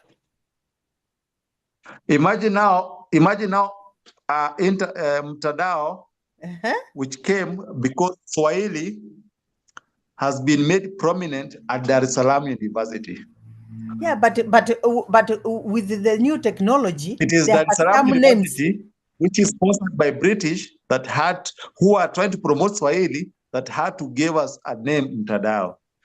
Yes, so therefore, even you give Mkamba, somebody deep in the village, you give them that sulfur, and they see what it does when exposed to air or something, and they will find a name for it. They will find an original name, because that's how language works. Language works by finding something and giving it a name. That's what language works. Yeah. Deve. Do you realize your name is Deve, which is a Kamba name, and the name you are defending in Mtandao, which is not a Kada name, it's a Swahili name. Why are you not giving us the internet name for Kamba? I'm not, by the way, I am very, very behind. The internet, I'm behind in Kamba. What is the internet name for? What is the internet for Mtandao in Kamba? They are just using Mtandao too. because Kiswahili and Ah, Kikamba are very close. you make my point. It's You a make my language. point. Okay. That's how language Guys, works. guys, that debate, You make that my debate point. will never end. That debate will never end. No, Let's that debate leave has it there. ended. That debate has ended. Don't say it will never end. It's ended. Okay, yes, it has. Solutions, my solutions. On the issue of beauty standards and privileging white features or white skin color, the closer you are to being white, the more privileged you will be. I think the solution to this is, number one, having a diversity of models, of role models, especially for young Black girls. Let's have movies where Black women with darker skin tones are the main actress, the one that is being rescued, or even if it's not the tradition of being rescued, but the main actress, the center of attention in the movie. Let us have more Black people. This is why I appreciate Lupita Nyong'o so much. She's done so much for African women, and I hope that we have more Lupita Nyong'os in Hollywood. But why wait for Hollywood? Why not create our own content? And especially now with the democratization of content through social media, let's have social media influencers that are of a darker skin tone or that have predominantly African features like the cos, hair, dreadlocks like yours faithfully, or an afro or anything of the sort, or cornrows. Let's start celebrating Black beauty. Let's not qualify those compliments. Hey, you are pretty for a dark girl. I think once young Black girls are able to see themselves in a position of attractiveness and appreciation, they will begin to love themselves. And in close association with that is also the kind of dolls that we buy for them. Let them mimic our natural features, our afros and our dreads, or our braids, or anything that is considered to be typically African. I think that's important. Even our mannequins, the statues used at shop fronts, most of them are beige. They are beige colored. Let us have, they are either beige colored or very black, like nobody, even people from South Sudan, don't have that blackness. Like it's an unrealistic. Let's have mannequins that look like us. And actually, this is a commentary on us depending on other people to manufacture these things for us. If we could manufacture the mannequins and the dolls for ourselves, then we would be able to meet the huge market that exists here. But at the end of the day, bottom line, Black girls need to see themselves in pictures, in images, in figurines, in all the things that are considered to be beautiful and acceptable. Even men can start, they can start appreciating ourselves. Our Black men don't love women who have the same skin tone as them. Yet we are African. We are all African. So they create a scenario where when you are a dark-skinned man, you are okay, you just remain as you are. But when you are a dark-skinned woman, you are under pressure to bleach in order to make yourself more eligible in the dating market. So I wish Black men started to appreciate our features and not to project their insecurities onto women as well. Beauty comes in all shades. In all shades, there is beauty across the board, regardless of your melanin. And by the way, on that, with what Morioki was saying, makeup, yes, I do concede that there are times when people wear makeup to a point where they are virtually unrecognizable. Yeah, you can't. It kind of becomes like a false representation of the person. Like if the person wears makeup and then they remove it and they show up at your house, you're going to get a bat and try to beat them for entering your house as a stranger. They look really different. And I think we should learn how to be comfortable with our natural features. However, that dogmatic stance which Morioki has, at nothing beats natural, is such a lie. Let me tell you, I wear makeup. I don't wear the kind of makeup that makes me unrecognizable. Like you can tell this is still Dorcas. Today I'm not wearing any. I'm not wearing any makeup, but you guys usually see me in the video You look shoots. good. You look good. You look good. You still look good without it. But that's your opinion.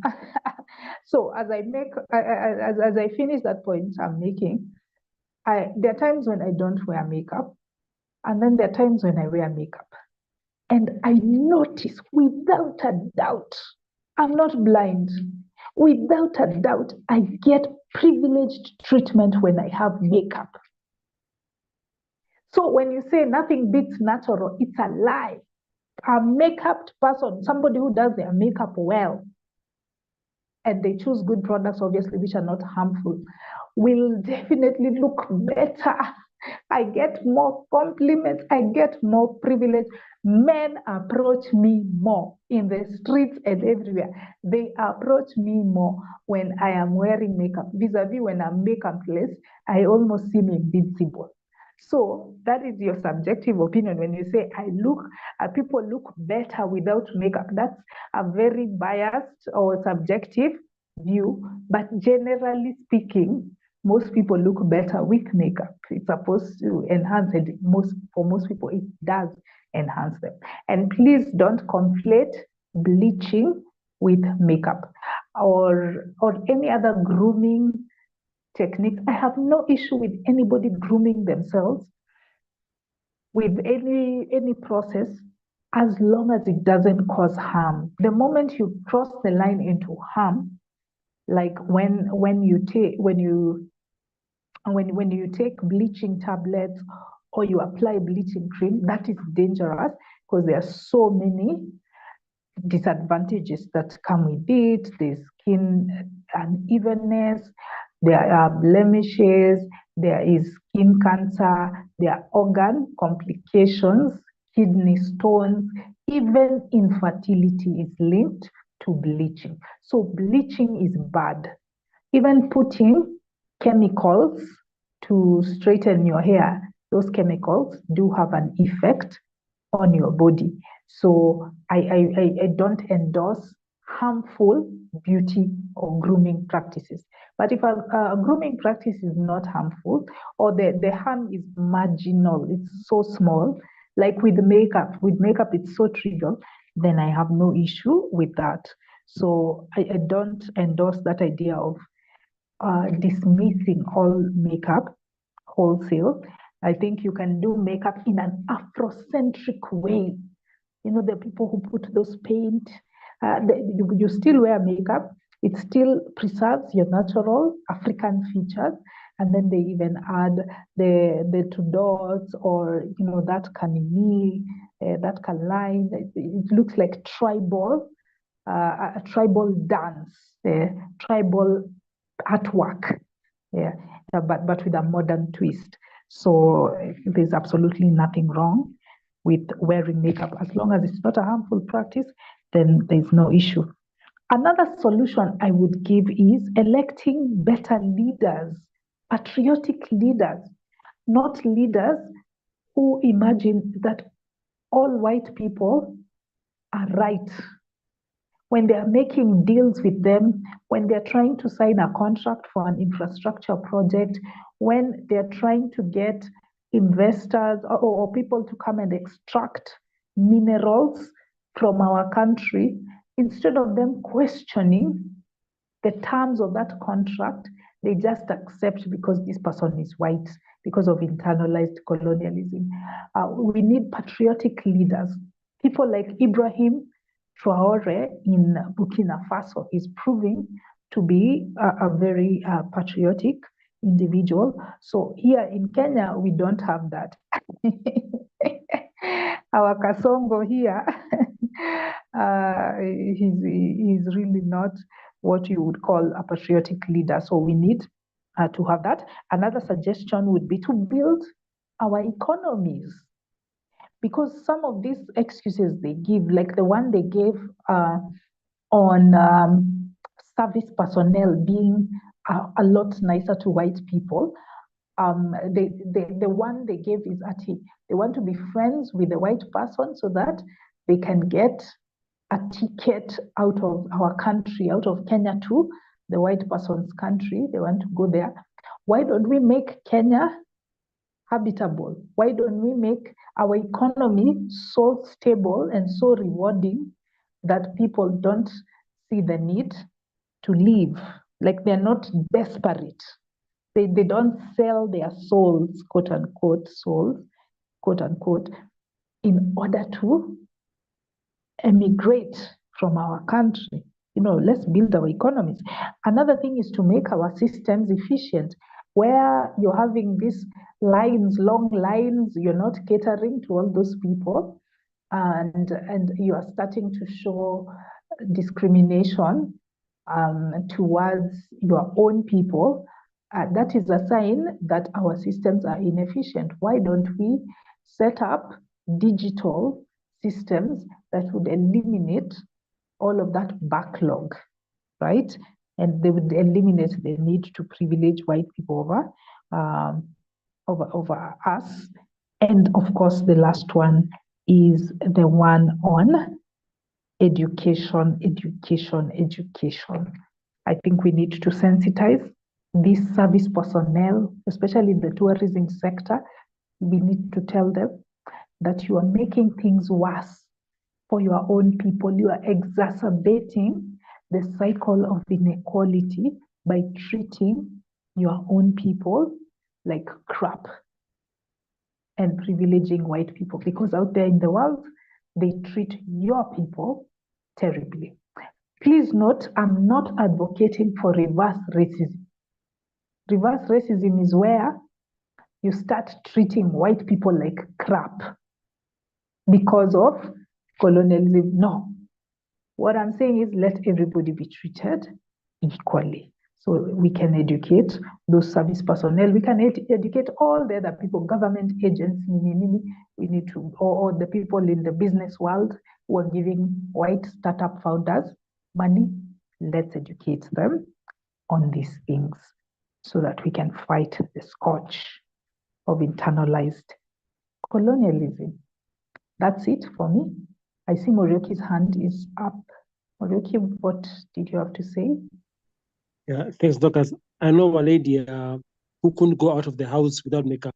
It gave her low self-esteem. She was very insecure. So now putting makeup was a way of dealing with insecurity and low self-esteem. So in fact, she had to get a psychologist to say that it's okay, you're okay the way you are. You don't need makeup. So that's quite alarming. Thanks.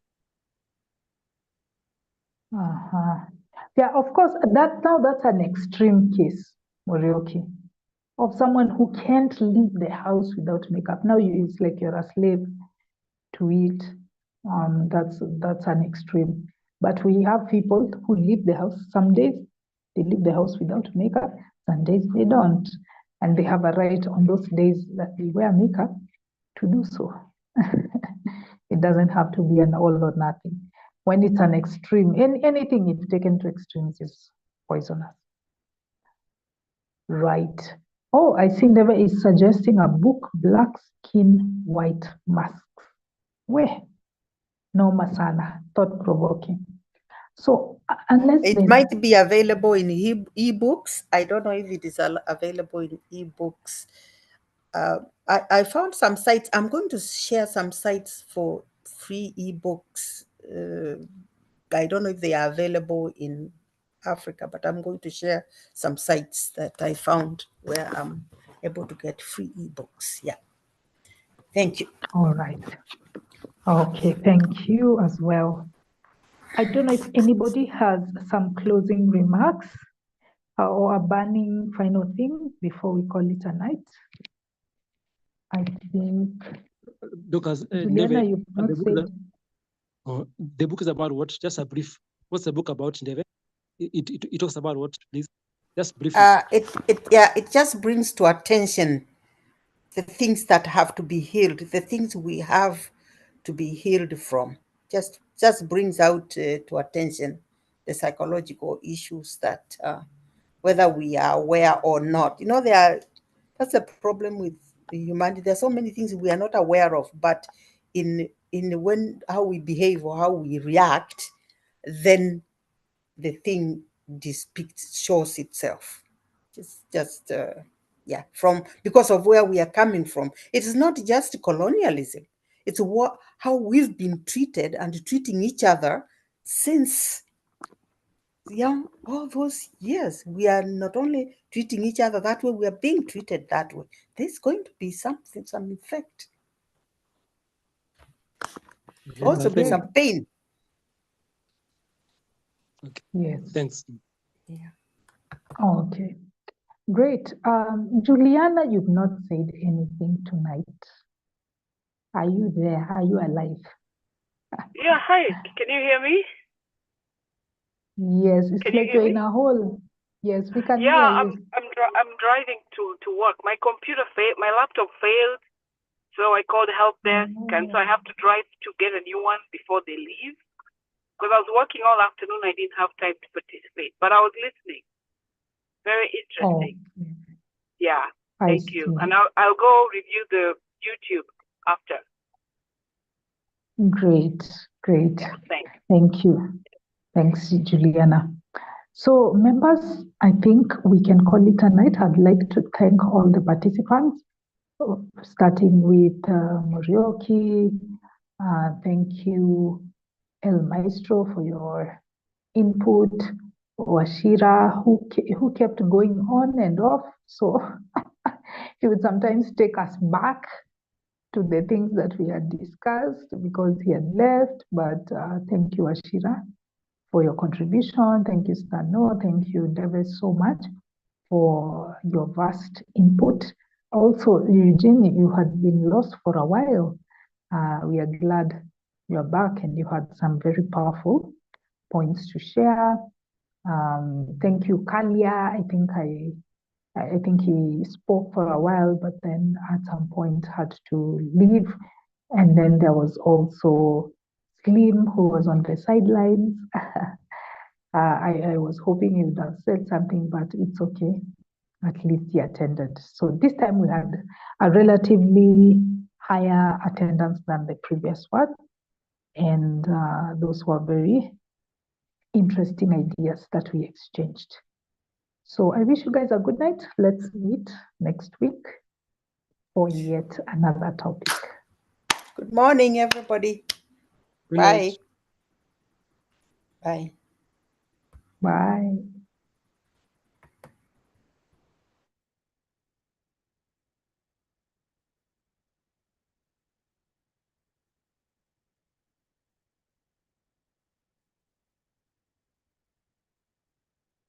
Stano, I'm trying to end. Stano, are you there? Yeah, I'm here. So let's leave. Okay. Have you managed? You are the admin. No. Oh, it's me. My phone Yeah. is acting up. Oh gosh. That's why I didn't even turn off my microphone, because the entire time I knew it was going to do this. Where inajiambia vitu zingine, it wants to pin, sijui. Let me keep attempting. You Or let can me, leave. Just leave. that leaving is the problem. That leaving is what the button is refusing. Everything is just hanging. Okay, let me try again. No, I have reclaimed. I have just reclaimed. Now I can Okay. end. Okay. Awesome.